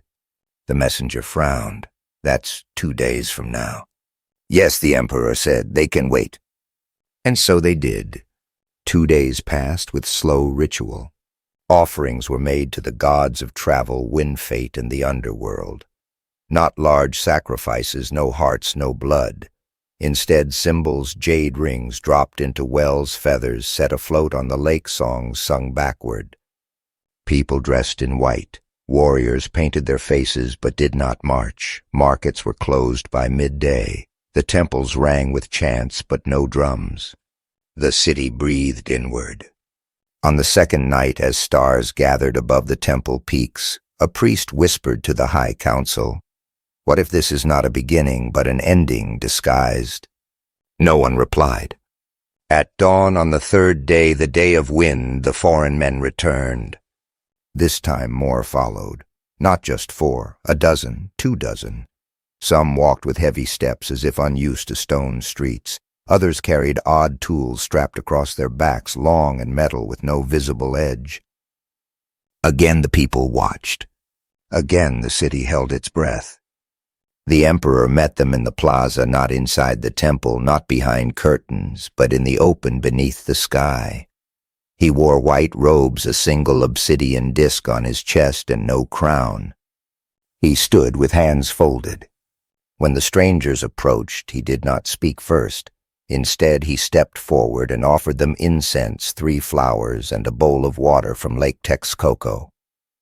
The translator blinked unsure. The foreign leader, taller than most, with a beard like twisted rope, nodded. He reached out, took the bowl, and sipped. Then he knelt. Not out of respect, out of exhaustion. The meeting was brief. Words were exchanged, names mispronounced, gifts misunderstood. The foreigners offered medals, small bells, crosses carved of wood. The Mexica gave obsidian cloaks, gold dust, and maps etched on bark paper. But nothing important was said, not really. What mattered was the silence. Afterward, the strangers were allowed to tour the city. They walked the causeways, visited temples, marveled at the markets. They did not laugh. They did not cry. They observed, and the city observed them. Children followed at a distance, mimicking their movements. Old men stared with narrowed eyes. Women lowered their heads, but watched through fingers. A street dog, curious and bold, sniffed one of the foreign men's boots and growled. He raised a stick. The dog did not move. In the noble quarter, 2 scribes debated whether these men could be written into the scrolls yet. "We do not know their origin," one argued. "They are not part of our time." "But they are in it now," the other said. In the artisan district, rumors spread of the visitors' weapons, how they flashed like lightning, how they could kill without touching. A boy asked his father if the gods would protect them. His father said nothing. In the calmecac, the boys were told to paint what they had seen. One drew a man with no face, another a ship with wings, another a mountain cracking open. Only one drew the emperor standing still, hands folded with a single drop of water falling from his robe. At sunset, the visitors returned to their ships. No threats had been made. No blood had been spilled. But the city felt different. The silence was heavier now, the lake darker, and the sky, once filled with familiar constellations, seemed to flicker with something unfamiliar, as if the stars themselves had begun to drift. That night the temple stayed lit long after midnight. Flames flickered high above the plazas, casting shadows of gods and guardians across the stone. The wind returned, not sharp like before, but slow, deliberate, brushing the city like a hand over parchment, smudging the edges of things once thought certain. In the palace, the emperor did not sleep. He walked alone through the southern garden, where white lilies bloomed even in the dark, where the water channels whispered over stone like forgotten prayers. He paused at the base of an old ahuehuete tree, one said to be planted the year his grandfather had seen the comet burn across the sky. He touched its bark. It felt warm. Elsewhere, a group of midwives gathered on the temple steps, not to deliver, not to tend, but to listen. One of them, the oldest, bent her head to the stone and whispered, "Speak if you still know how." She heard nothing, but her hands trembled. In the calmecac, the boys were not given lessons that morning. Instead, they were told to walk the city in silence, to observe, to return by dusk. No one explained why. The boys obeyed. Matlack, now the eldest in his group, led 3 others along the main canal. They passed feather workers, incense sellers, a child painting tiny suns on clay bowls. They saw warriors sharpening spears, no longer as practice, but with quiet finality. One man carved a jaguar onto the hilt of his macuahuitl and kissed it when he finished. When they reached the market square, Matlack paused. He had stood here many times, watched dances, processions, celebrations, but now it felt different. The stalls were quieter. The crowd moved slower. Even the colors seemed less certain. Then he saw her. An old woman seated beneath a banner selling no goods, only speaking. He stepped closer. She did not look at him. She spoke to the air. I saw the water dry in a dream. I saw men with black mouths eating the sun. I saw a boy with feathers in his hands and fire in his chest. Matlack wanted to ask what it meant, but she kept talking. And the gods did not cry. They only turned away. He stepped back. In the artisan quarter, an argument broke out between 2 goldsmiths whether to continue their commission for a ceremonial necklace meant for the next festival. They'll still want it, one insisted. The rites don't change. They already have, the other said. We just haven't admitted it yet. Their apprentice sat nearby, fingers idle, unsure which master to follow. Near the temple of Zyptotec, the flayed god of renewal, a group of dancers rehearsed slow movements, circular each step, aligned with a beat too soft to hear. They had no audience. They danced anyway. One woman wept as she spun. Not for fear, for memory. By midday, the sky shifted. A haze crept in from the east, yellow, gray, and thin. It did not sting the eyes, but it cloaked the sun in a strange veil. Shadows blurred, colors dulled. A merchant held up a turquoise pendant and frowned. It looked sick. In the emperor's garden, a hummingbird crashed into the ground. It did not rise. At the lake's edge, children tossed pebbles into the water and counted the ripples. One girl, younger than the rest, whispered to her brother, "It doesn't echo like before." The translator who had spoken for the foreigners walked alone through the market. People stared. Some whispered. Others spat near his feet. He said nothing, but he moved like someone who had been uninvited from something once sacred. Back on the ships, the foreigners prepared for return. Not departure. Return. They would leave the city, but not the land. They spoke of supply lines of horses of gold. They argued over maps drawn in ink too fresh to trust. One man, darker than the rest, muttered that the people here were too quiet. Their captain nodded. "I don't trust quiet." In the temple compound, the high priest called for a night ritual. This one was not scheduled. It did not match the calendar. But it felt necessary. He summoned the 4 oldest chant masters. He lit incense made of tear sap and honey. He knelt before the fire and pressed his forehead to the stone. "I ask," he said, "not for salvation, for clarity." The flame sputtered, then rose, and the shadows it cast danced like wind over water. Later that night, the emperor called his council. He did not ask what should be done. He asked what had already begun. No one had an answer. But one priest, the youngest in the room, raised his hand. "Let the people remember.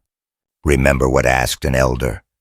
That we were not made of gold or stone," the young priest said, "but of song, of breath, of maize, of ash." And so by the emperor's order, songs were sung across the city that night. Old ones, from before Tenochtitlán. Songs of hills of rain of loss. People sang in their homes, in their canoes, in the spaces between temples.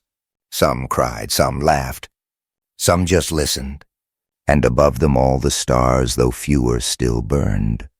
For now, morning arrived with the scent of wood smoke and river fog laced with the distant trace of roasted cacao. The city stirred, but it did not rush. Tenochtitlan had become slow, not with fear, but with caution, like a hand hovering above still water, unsure whether it would feel warmth or teeth. At the edge of the western canal, a fisherman stood barefoot in the shallows. He no longer cast his net. Instead, he listened. The frogs were quiet. The reeds had stopped swaying. Even the ripples seemed reluctant to reach the shore. When he finally moved, it was not to fish, but to leave. He packed his tools, lifted his canoe, and turned away from the lake for the first time in his life. In the telpochcalli, the warrior school, the instructors no longer barked commands. They spoke in whispers. Today's lesson was not about war. It was about endurance. The young men were told to dig a long trench between two stone pillars. No reason was given. No enemy was named. One boy asked if it was for defense. The instructor shook his head. It is for remembering. Remembering what? The answer came in a whisper the shape of loss. Across the city, banners were taken down. Not all of them, just enough to be noticed. Colors were folded, tucked away in baskets hidden behind reed mats. The people said they were being cleaned, but no one boiled water, no one prepared soap. In the artisan quarter, a group of potters smashed their unfinished wares. The designs had been flawless jaguar patterns, spiral suns, eagle wings stretching from lip to base, but they were broken anyway. One woman wept, another laughed. When asked why, she said they were too beautiful for what's coming. Meanwhile, the emperor received word the strangers had landed again. This time not in the city. To the east, beyond the hills, they had disembarked with horses, great beasts with iron mouths and hooves that cracked stone. They had entered smaller villages. They had spoken strange words. Some claimed they healed. Others said they took children. The reports were inconsistent, but the fear was clear. In the high temples, the gods were offered silence. No blood, no food, only breath. One priest stood alone before the altar of Tezcatlipoca, the smoking mirror. He lit no incense. He gave no chant. He simply placed a piece of polished obsidian on the stone and stared into it. He saw a city with no people, a lake with no water, a sky with no stars. Then he closed his eyes and let the vision pass. In a classroom at the calmecac, the students were given a new task to compose their own songs. Not the chants of old, not the memorized verses of the calendar, but songs for the moment. Matlack wrote only one line: "I was born between two silences." He didn't explain it. No one asked. Near the reed homes of the eastern district, a woman took her daughter by the hand and walked into the lake. Not to drown, not to flee, but to wash. They stood waist-deep in the water, letting it carry the dust from their arms, the smoke from their hair, the dread from their skin. As they stepped back onto the shore, the woman looked west, toward the heart of the city, toward the twin temples, toward the skyline that had always made her proud, and whispered, "I will tell her the stories even if the stones are gone." In the marketplace, vendors no longer haggled. They gave. One man offered his tortillas without price.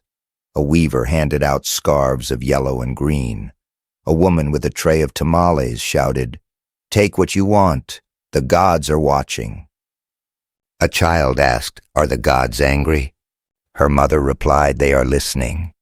Back at the docks, the strangers sent another envoy. This time they did not come bearing gifts. They came with requests, shelter, food, permission to build. They offered promises in return. Gold, protection, eternity. The emperor did not answer.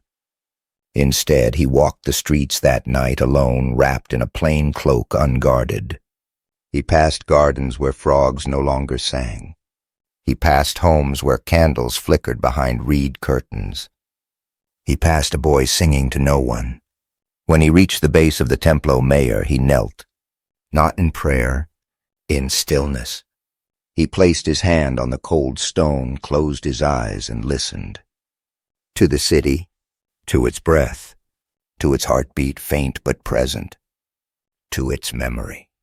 And for a moment he heard something beneath it all, a lullaby carried by the wind, a child laughing in the distance, the creak of a canoe touching shore. He opened his eyes and saw stars, only a few, but they were enough. The morning after the Emperor's walk began like any other, but felt like the last of something unnamed. Fog hugged the lake's surface, swirling low and pale, so that even the tallest temple seemed to float above the world, detached from its own reflection. Canoes drifted half-filled with reeds and silent riders. No paddling, just gliding, just watching. In the central square, sweepers brushed the stone with wet palm brooms, not for ritual, not for guests, simply to feel the sound of bristles against earth, a sound unchanged by conquest or time. At the telpochcalli, the boys were not training. Instead, they were taken to the edge of the lake and told to sit. Their instructor, whose face bore the lines of many battles, spoke softly. "Today you watch the water, nothing more." But why, one asked. Because water remembers what people forget. Across the city, the calmecac boys stood before their teachers and recited their songs, one by one. Matlak's voice cracked once, then steadied. He finished his with a line that made one teacher bow his head. "A feather cannot choose the wind, but it may still fall with grace."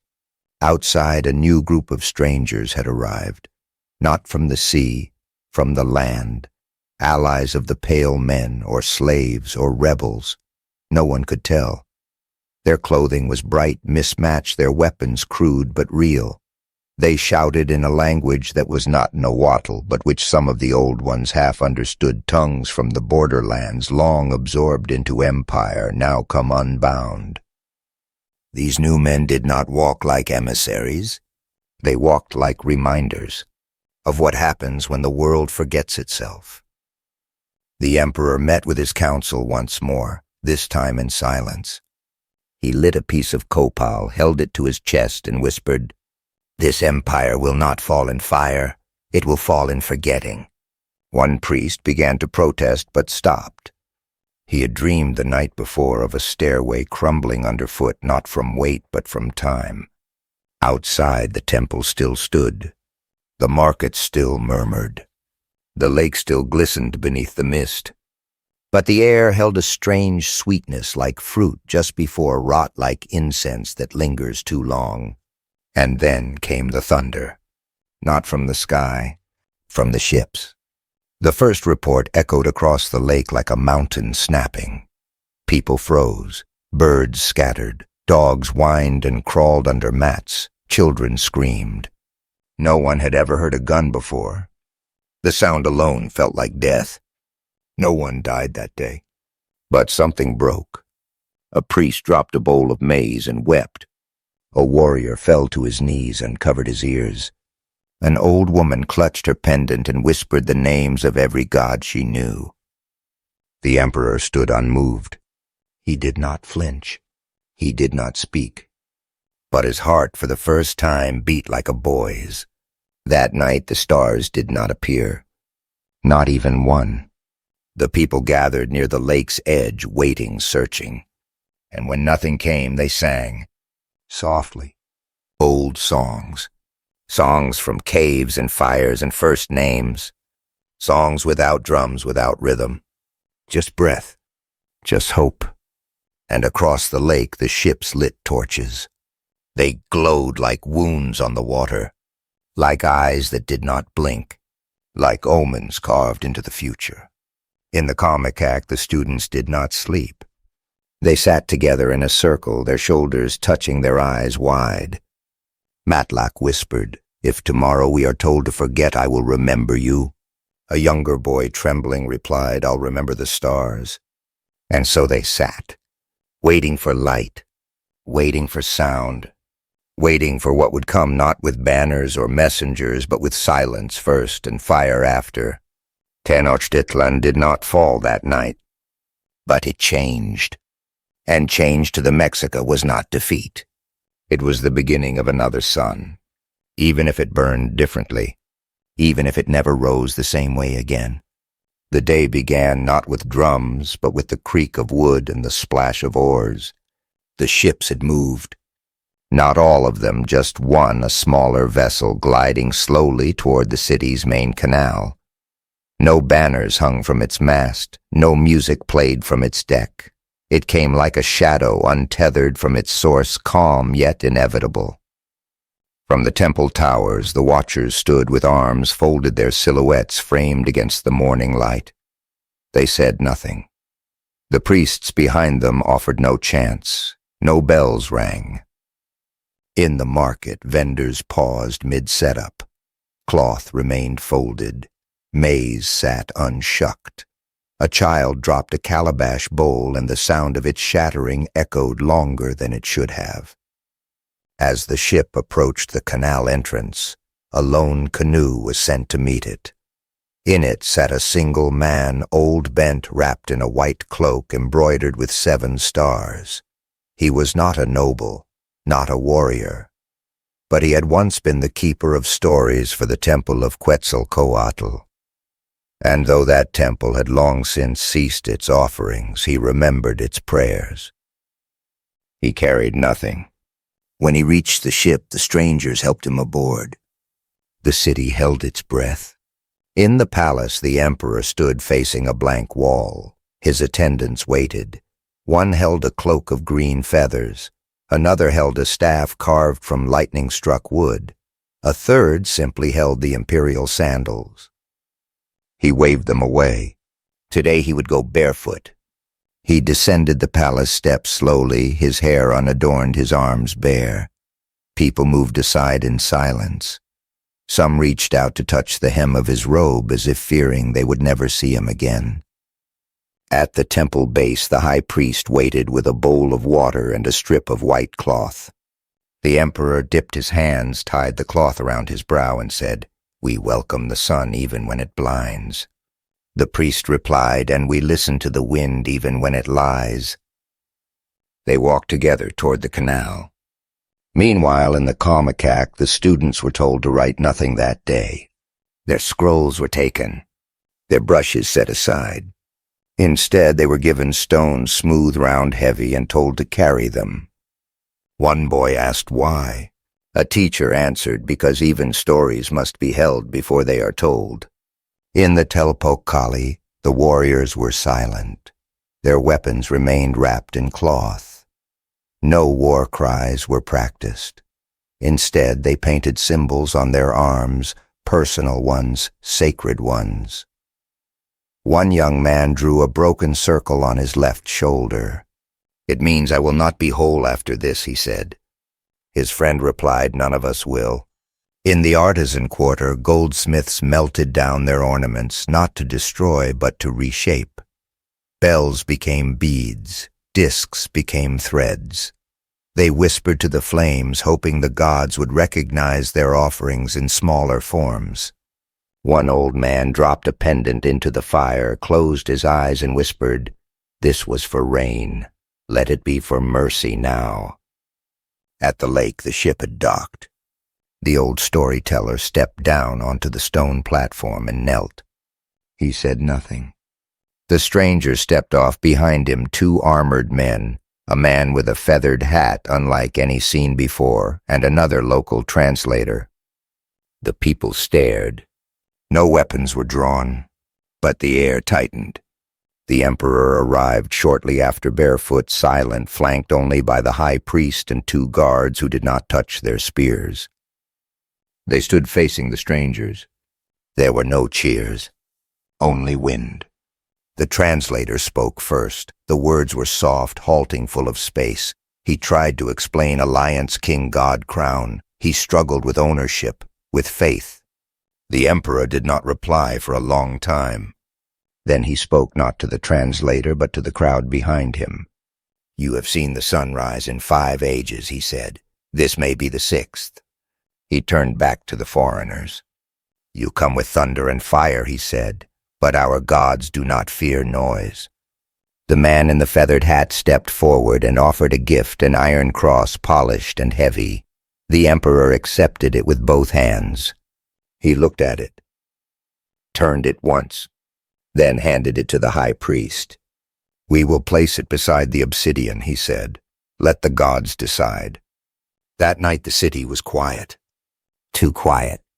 Dogs paced in circles. Children refused to sleep. A wind blew from the west, though the sky was still. In the calmecac, the boys slept with the stone still in their arms. Matlack dreamed of a mountain split by light. In the telpochcalli, a boy dreamed of fire made of feathers. In the palace, the emperor dreamed of a garden filled with birds he did not recognize. And across the lake in the dark beyond torches, the other ships waited. Still, silent, certain. Dawn brought no mist, only wind.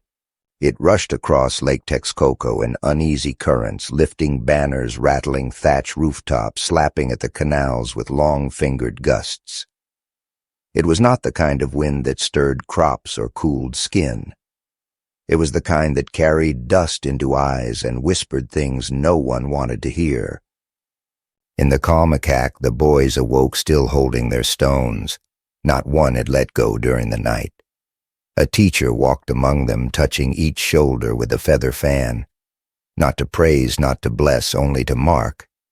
Today, he said, you return the stones. They followed him in single file to a courtyard near the temple of Huehuetotl, the old fire god. There each boy placed his stone in a circle of ash. The pile grew slowly, each offering set with care. No words were spoken. When the last stone was placed, the teacher said, "Now we remember." And that was all. Across the city, preparations began, not for war, not for celebration, but for something in between. Rituals were woven into daily tasks. Fishermen sang as they cast nets. Mothers painted maize husks before cooking. Warriors braided cords into patterns that told their lineage. Everyone was doing something that might be remembered. At the main causeway, a group of priests carried white flags shaped like wings, not a sign of surrender but of breath, of words still unsaid. They stood at regular intervals along the canal waiting for the ships to return. The ships did not come. Not yet. But from the hills to the east came dust. Riders? Not many. A handful. On horses that gleamed and snorted and moved like spirits made flesh. Behind them walked men from other towns, some once allies, others bitter rivals. They came carrying banners of foreign design colors, unfamiliar weapons, strange. When they reached the edge of the causeway, they did not ask permission. They kept walking. The people parted, not out of fear, out of uncertainty. In the palace, the emperor stood beside a map painted on bark. It showed rivers, hills, boundaries. It showed where the sun rose and where the rain fell hardest. It showed roads that were now broken and towns that no longer sent tribute. He touched one corner of the map, then turned away. The high priest entered. "They are coming," he said. "I know," replied the emperor. "Do we fight?" "We listen." In the artisan district, a group of painters began covering their murals with white lime. They worked slowly, layering silence over color. One of them, a young woman with trembling fingers, paused before a depiction of the fifth sun, its rays reaching outward in spirals of gold and blood. She traced it once with her hand, then painted over it. In a quiet home near the lake, the blind woman sat facing the window. She hadn't spoken in a day. Then, as the wind pushed against her reed curtain, she whispered, "They do not come to conquer, they come to change the dream." In the telpochcalli, the warriors were ready. Not armored, not armed, ready. They stood in rows, faces painted not for war but for mourning. Each carried a single obsidian blade wrapped in cloth tied to the waist, not drawn, not shown. When the instructor asked if they understood what was to come, none spoke. Because they did. In the central square, people gathered again, not by command, by instinct. Families stood together, elders sat on stone steps, children clung to woven belts, the city's breath slowed. And then the strangers returned. Not with fanfare, not with ceremony, with movement. They came in groups, men with beards, men in armor, men who spoke through others. Alongside them came allies speaking familiar tongues but wearing foreign signs. They entered not as guests, not as gods, but as something in between. A woman dropped a bowl of fruit. It shattered. No one picked it up. At the temple base, a priest lifted a shell trumpet and blew once. Not for war, for witnessing. The emperor stepped into view, clothed in white, head bare, arms open. The leader of the strangers removed his helmet. The two men stood eye to eye, and in that moment the city held more than breath. It held history. It held memory. It held the weight of suns. The emperor spoke first. "You have come far." The other man nodded. "You have built much," he replied. And then they said no more. The wind moved again.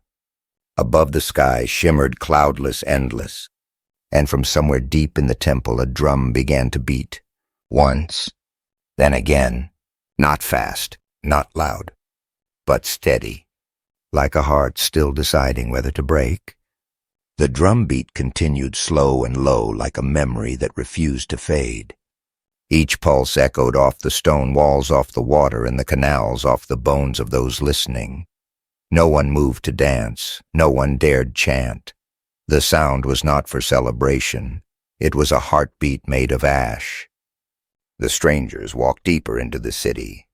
Their boots clacked on stones worn smooth by generations.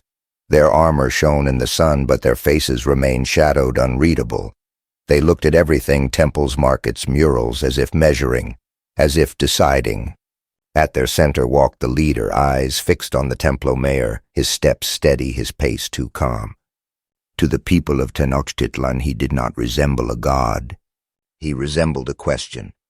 On the walkways above the square, mothers shielded their children's eyes, not out of shame but confusion. What were they seeing? What would be remembered of this? The emperor did not speak. He simply led. Up the temple steps, each one higher than the last, each one a story, each one a prayer. Behind him, the high priest followed, his face painted half black, half red, the colors of twilight, of ending and beginning. He carried no weapon, only a small bundle of feathers and bone wrapped in cotton. Behind them came the stranger, his armor creaking, his eyes never leaving the top. At the summit they paused. Below, the city looked smaller than usual, but it pulsed, still alive, still vast. The emperor turned, faced his people. He raised both hands. "I speak now for the last time as the world has known me," he said. "I do not end, I change." The crowd was silent. The stranger stepped forward. He offered a gift, not a blade, not gold, but a book. Leather-bound, thick, heavy. He placed it on the stone between them. The high priest stepped forward. He touched the book, opened it, flipped its pages. Symbols, faces, lines. Words without breath. He closed it gently, then looked at the emperor. "The gods will not recognize this tongue," he said softly. The emperor nodded. "They will learn it," he replied. The stranger spoke then. Through the translator he offered promises, roads, peace, eternity under one God. The high priest stared at him. "What is peace?" he asked without memory. No one answered. That evening the sun set red. Not blood red, dust red, nah. It lingered longer than usual, hovering on the edge of the mountains as if reluctant to let go. People lit candles early, some for prayer, some for fear. In the calmecac the boys gathered once more, their stones now gone, their scrolls returned. Matlack opened his blank sheet. He did not write. He drew a heart, an open eye, a temple breaking open with flowers spilling out. When the teacher saw it, he said nothing. In the telpochcalli, a single warrior placed his blade on the floor and covered it with cloth. He whispered to it, "If I forget you, let me forget my name too." In a quiet home near the lake, the blind woman slept for the first time in 3 nights. Her final words before dreaming were, "They will remember us by the silence we left." That night, music returned to the city, not from temples, from homes. Flutes, clay drums, rattles made of gourd and stone. People sang again, old songs, not to defy, to anchor. The strangers heard it. They did not understand, but they listened. The emperor sat alone beneath the stars. There were more tonight. He counted them like children, and as he reached the 13th, he smiled.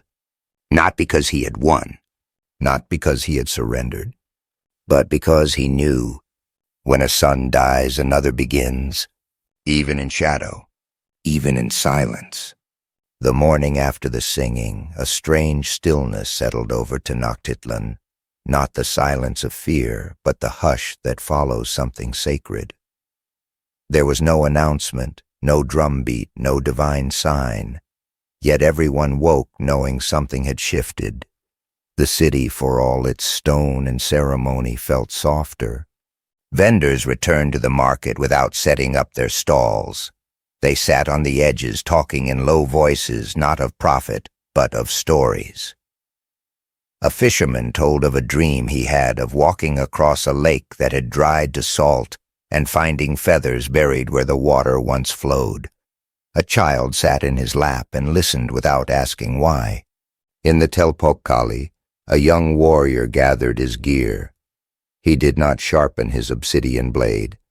He polished it, wrapped it in cloth, and placed it beside a small clay figure of Huitzilopochtli. He whispered, "I still believe in you," though he wasn't sure what that meant anymore. At the palace, the emperor met privately with the high priest, the translator, and the stranger who had brought the book. They did not speak in ceremony, nor with fire and flowers between them. They sat on woven mats drinking cacao as smoke from the incense curled toward the open ceiling. The emperor asked questions about the world across the sea, about kings and crosses, about thunder that strikes without clouds. The stranger answered what he could, but the answers did not ease the air. "We are not afraid of death," the high priest said, "but of forgetting who we are in life." The translator struggled to carry the weight of that sentence into the foreign tongue. The stranger only nodded and looked away. In the calmecac, the boys resumed their studies, but the scrolls were different. No longer just chants and histories. Now they practiced drawing what they saw. A boy sketched a feather falling into an open book.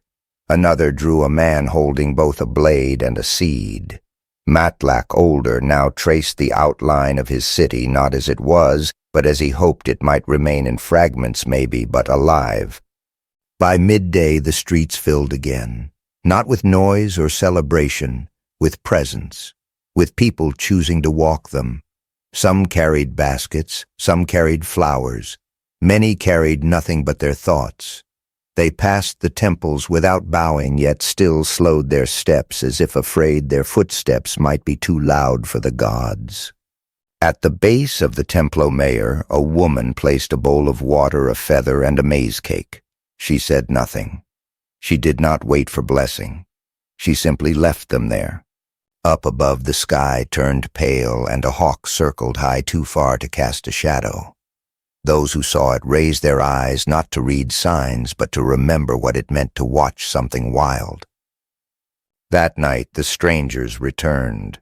They brought more gifts, a mirror, a necklace of glass beads, a long scroll painted with ships and cities and men in robes. They asked again to build a small place of worship near the square. The emperor listened, then nodded once. "You may build," he said. but the stones will remember who laid the first ones. The next morning work began. The visitors set down their tools, carefully watched by dozens of silent eyes. The Mexica did not interfere. They did not help. But they did not leave. As the foundation was traced, an elder woman from the flower market approached with a bundle of marigolds. She placed it beside the first stone. No one stopped her. Later, a boy from the calmecac passed by and left a drawing of a serpent winding around a new sun. By evening, the structure had only begun, but already it stood at the intersection of memory and uncertainty. That night, the city did not sleep early. Fires burned longer. Voices lingered in doorways. On the lake, canoes drifted slowly, carrying people who did not fish, who did not travel, but simply watched the city from water softly lit, quietly holding itself together. And in the palace, the emperor stood before a simple bowl of water. He looked into it not for prophecy, but for clarity. His reflection wavered, then steadied. He whispered, "We are still here." The foundation of the foreign structure rose slowly, stone by stone, not through force, but through observation.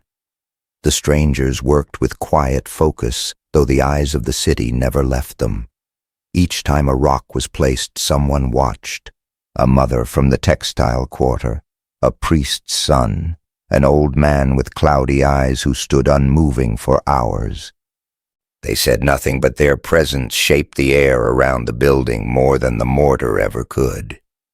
By the fifth day, the walls had begun to take form, straight, angular, lacking the curves and sacred alignments the Mexica were accustomed to. No nod to the sun's path, no song etched into stone, just function, just form. Some called it ugly, others curious, but most simply watched. At the temple, the high priest performed a ceremony of observation, not of worship. He walked the perimeter of the sacred square, sprinkling water infused with marigold petals. Behind him followed 4 children dressed in white, each carrying a clay bowl. When they reached the center of the plaza, he turned. "We do not halt the sun," he said aloud, voice steady. "We witness its shadow." He poured the water on the stones, and it sank into the dust without sound. That evening, a small council gathered in the emperor's garden. Not the formal council of scribes and generals, but one of memory keepers, weavers of story, those who remembered the world before empire. They spoke not of resistance, but of record. "How will this be told?" one asked. "Will it be a defeat?" another wondered. An old storyteller, his voice thin with age, replied, "It will be a beginning. All endings are." In the calmecac, the boys were given their first assignment to chronicle not the past, but the present. They sat in quiet circles, charcoal and hand scrolls before them. One wrote, "Today I saw a wall rise from the earth, but no bird sang on it." Another. The strangers did not smile, but they did not strike. Matlock wrote nothing at first. Then, after a long pause, he drew 2 hands, one offering a maize stalk, the other holding a mirror. In the telpochcalli, the warriors trained again, not in preparation for battle, but to remember form, the old rhythms, the movements that spoke to gods. They practiced in silence, the dust rising with each footfall. When they finished, they stood still, chests rising, eyes sharp. "If nothing else remains," their instructor said, "then let our posture remind them who we were." By midday, the visitors had finished the first corner of their house. They stepped back, pleased, admiring their work. But when one turned to speak to the crowd, no one clapped. No one approached. Instead, a child walked forward, placed a flower on the new stone, and ran back. That night, the emperor stood at the edge of the lake. Beside him, the high priest. Beside them, no guards. The emperor spoke. When the city was born, it rose from water and promise. He looked to the dark outline of the new structure across the plaza. "It will not drown in silence. We will give it words." The high priest bowed. "Then let the next sun rise with a name we choose." At dawn, a scribe etched the glyphs for change, breath, and mirror onto a piece of bark paper. He placed it on the temple altar, not for worship, but for witness. That morning, for the first time, a stranger asked, "What does this city dream of?" The translator did not know how to answer, but the emperor passing nearby said it dreams of remembering itself.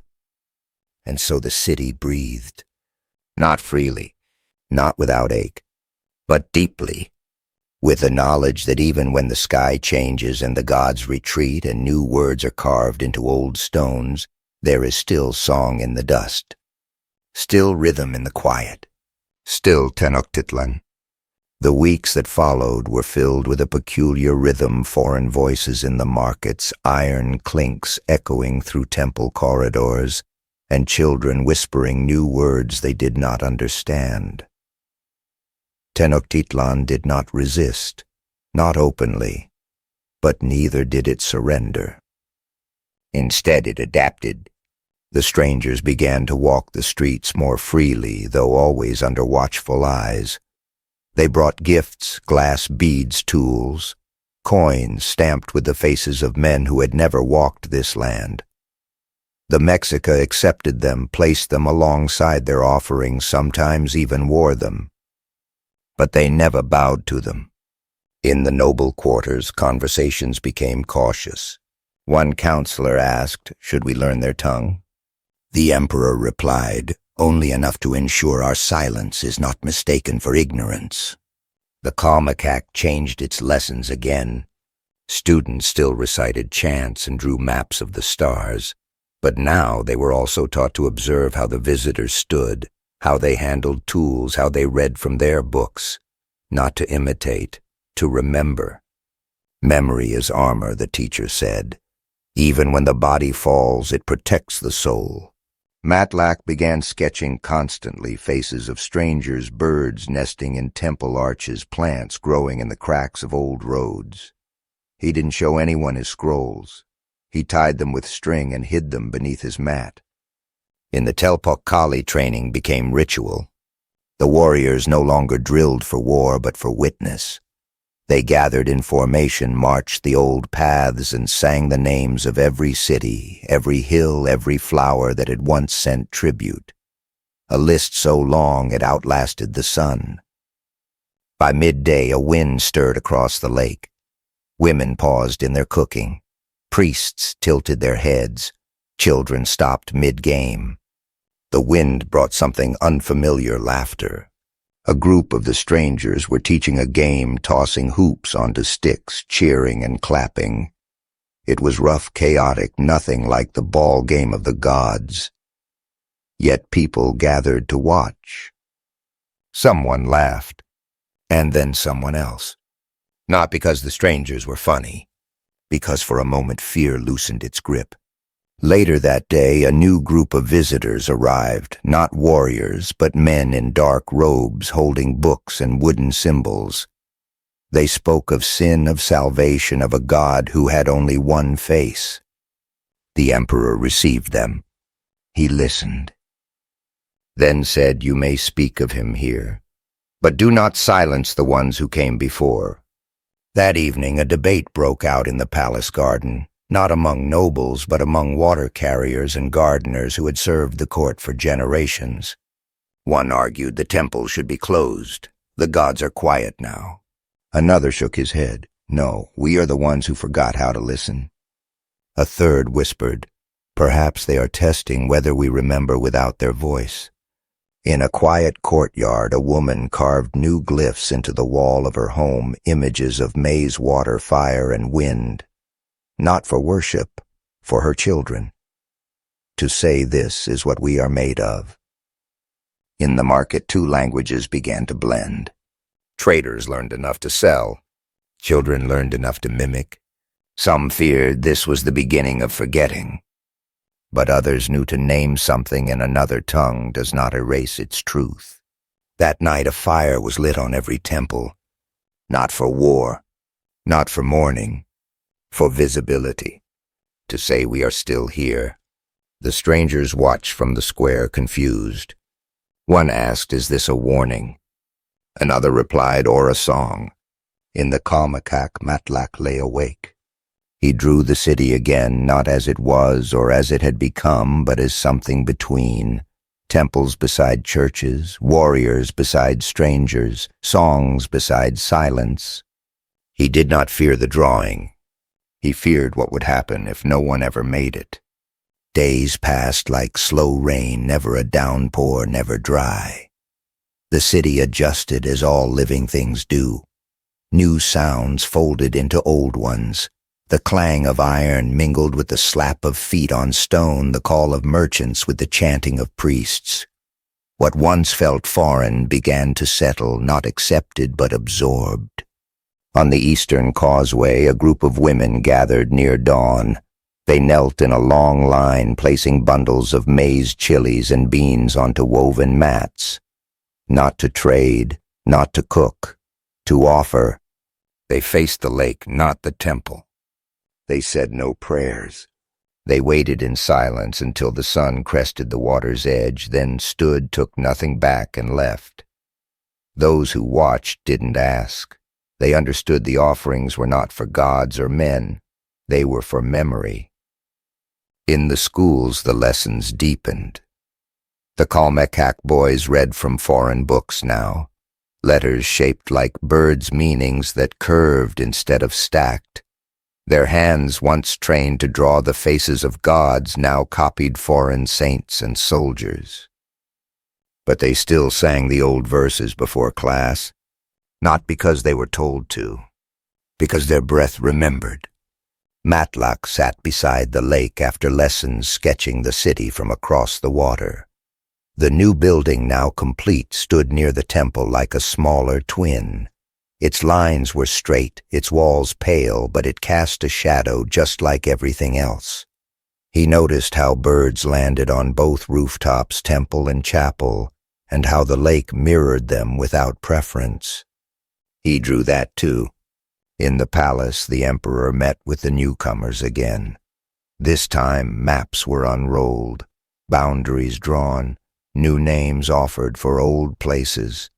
The emperor listened without blinking. One of the men, emboldened, pointed to the Templo Mare and asked, "May we use its stones?" The room fell quiet. The emperor replied, "The gods do not guard stones, but we remember where they once stood." The man didn't understand, but he nodded. Across the city, the sound of construction resumed. Not temples, not pyramids. Houses, walls, courtyards. People were rebuilding not because they were commanded to, but because life, like water, must keep moving. They carved new lintels, painted new murals, some of gods, some of birds, some of nothing at all. In one home, a girl traced her grandmother's face in red pigment on the wall. It was not perfect, but it was precise in its love. At the temple steps, a priest stood with no audience. He carried no incense. He wore no headdress. But he sang softly the song of rivers of the stars that walk beside the moon, of the feathered serpent whose breath is thunder. Someone passing paused, then joined in. Then another. By nightfall, a dozen voices echoed off the stone. They were not trying to reclaim the past. They were reminding it that they had not left. That same night, a strange procession moved through the square. The newcomers, dressed in robes, carrying torches and a wooden cross. They sang in a tongue no one understood, but the melody was calm, the steps measured. The Mexica watched from rooftops, windows, doorways. No jeers, no chants, only eyes. At the end of the procession, a young boy from the crowd stepped forward and offered a flower. The leader of the strangers bent, accepted it, and placed it at the base of the cross. Then bowed, not to convert, to acknowledge. Afterward, the boy ran back to his mother and whispered, "Their gods wear different faces." His mother replied, "So do ours." That night no drums played, but flutes did. In homes, in gardens, by the lake.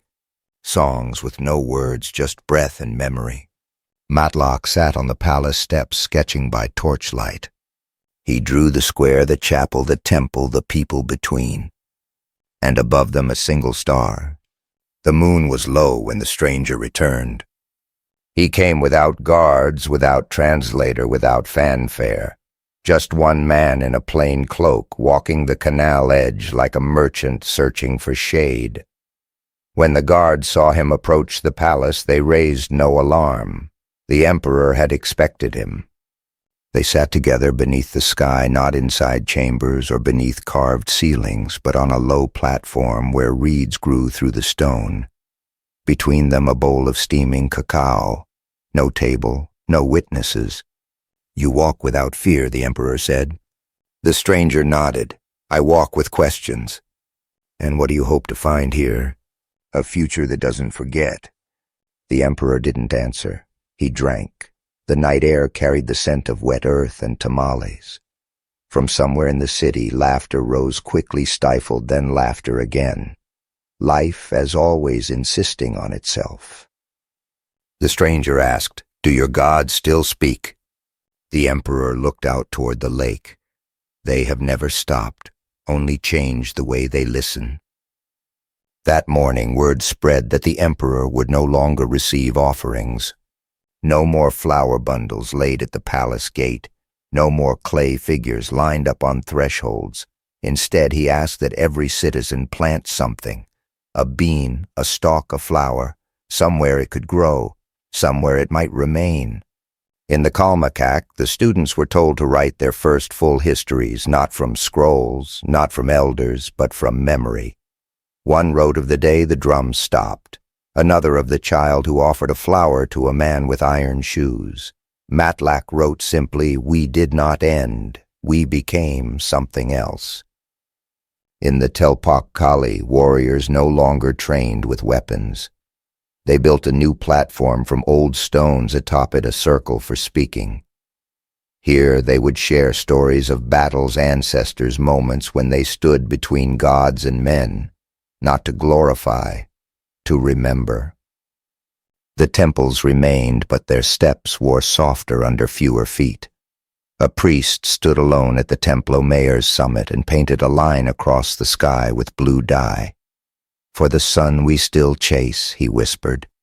In the new chapel, bells rang for the first time. Their sound startled the birds, but not the people. They paused, listened, then continued on.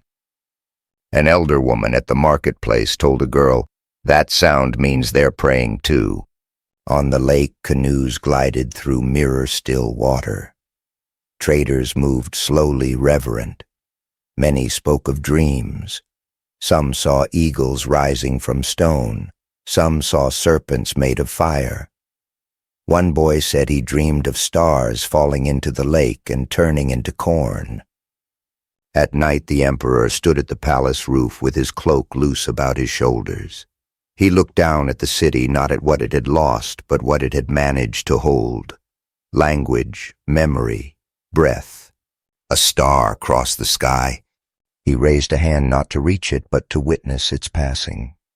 Then turned and walked back inside. The rains returned before they were expected. Not storms, but slow drizzles that soaked the ground and made the adobe walls sweat. The canals filled higher than usual, spilling gently over stone banks. It was a quiet kind of abundance. Not a gift, not a warning, just presence. In the markets, people worked beneath reed canopies, passing goods hand to hand with laughter under their breath. Someone joked that the gods were showing approval by washing the stranger's boots. The humor was soft without edge, and it spread. At the construction site beside the square, both Mexica and newcomers worked side by side for the first time. Not under command, not out of duty, because the earth had shifted and the walls needed reinforcing. One of the foreign builders showed a boy how to brace a stone with wood. The boy showed him how to check for a bird's nest beneath the tiles first. Neither spoke the other's language, but both pointed, both nodded. In the calmecac, the students presented their scrolls. They read aloud not just facts and timelines, but the things they'd seen. A girl described the way the stars changed after the first gunfire. A boy spoke of the silence in the temple steps. Matlock stood and offered his drawing not of gods or kings, but of two hands planting the same seed. No one applauded. They bowed their heads instead. In the telpochcalli, the circle of warriors had grown. Now farmers joined them, mothers, messengers. They told stories of old battles and new dreams of fears they did not name before. One man wept as he recounted the last chant of his father recited into his ear as the sky turned red months ago.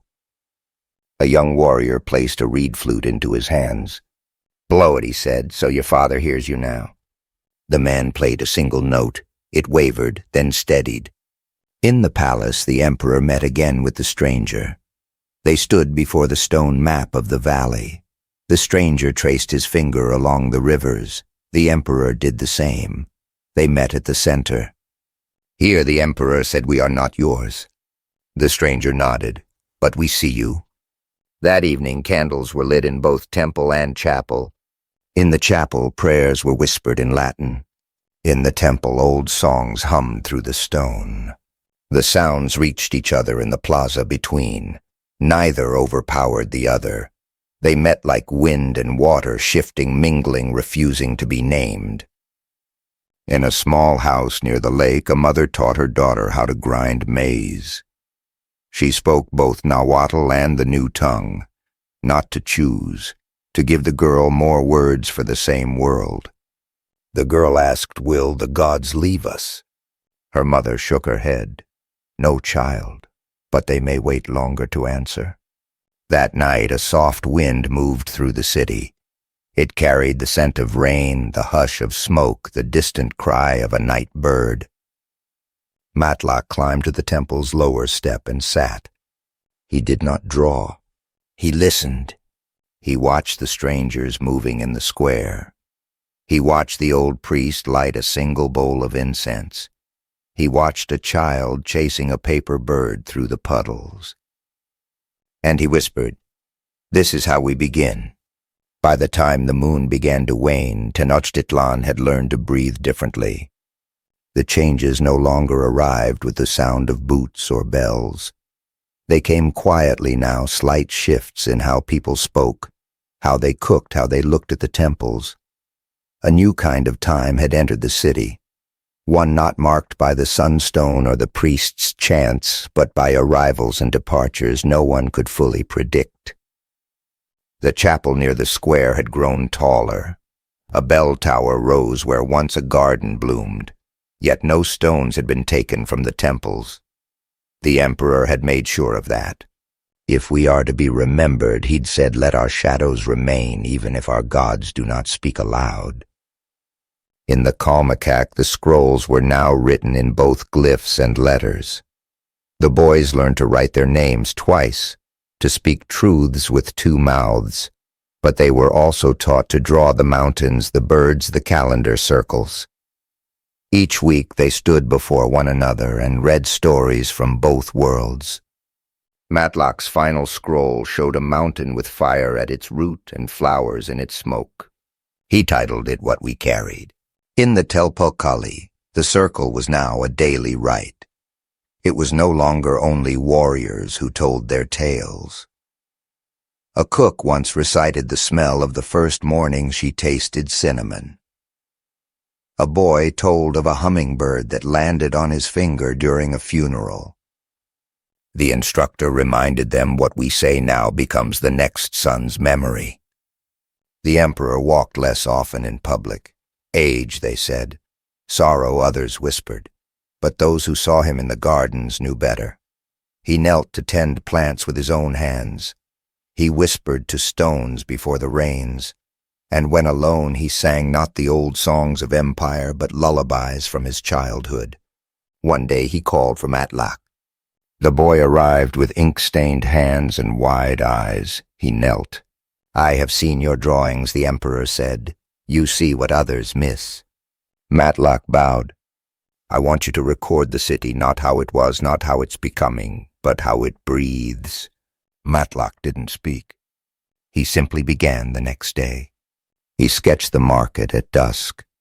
A vendor handing a newcomer a folded cloth, a priest watching a child chase a dog, a foreign man sitting alone holding a bowl of atoll and staring at the sky. In a narrow home near the canal, an old woman pressed her hand into wet clay and etched the outline with her finger. Her grandson asked why. "So they know we were soft too," she said. In the chapel, prayers continued. People entered not as converts but as listeners. Some prayed, some lit candles for ancestors, others sat in silence waiting to feel something. Not always the same thing, but something. One priest, young and unsure, asked an elder Mexica woman what she felt when the bell rang. She smiled. "I hear the gods pausing, not leaving." The rains thickened in the weeks that followed. Water pooled at the feet of old statues and new altars. The lake swelled. The chinampas gleamed. Life did what it always did in the valley. It returned. In the palace, the emperor stood one last time before the gathered nobles, priests, and the strangers now called council.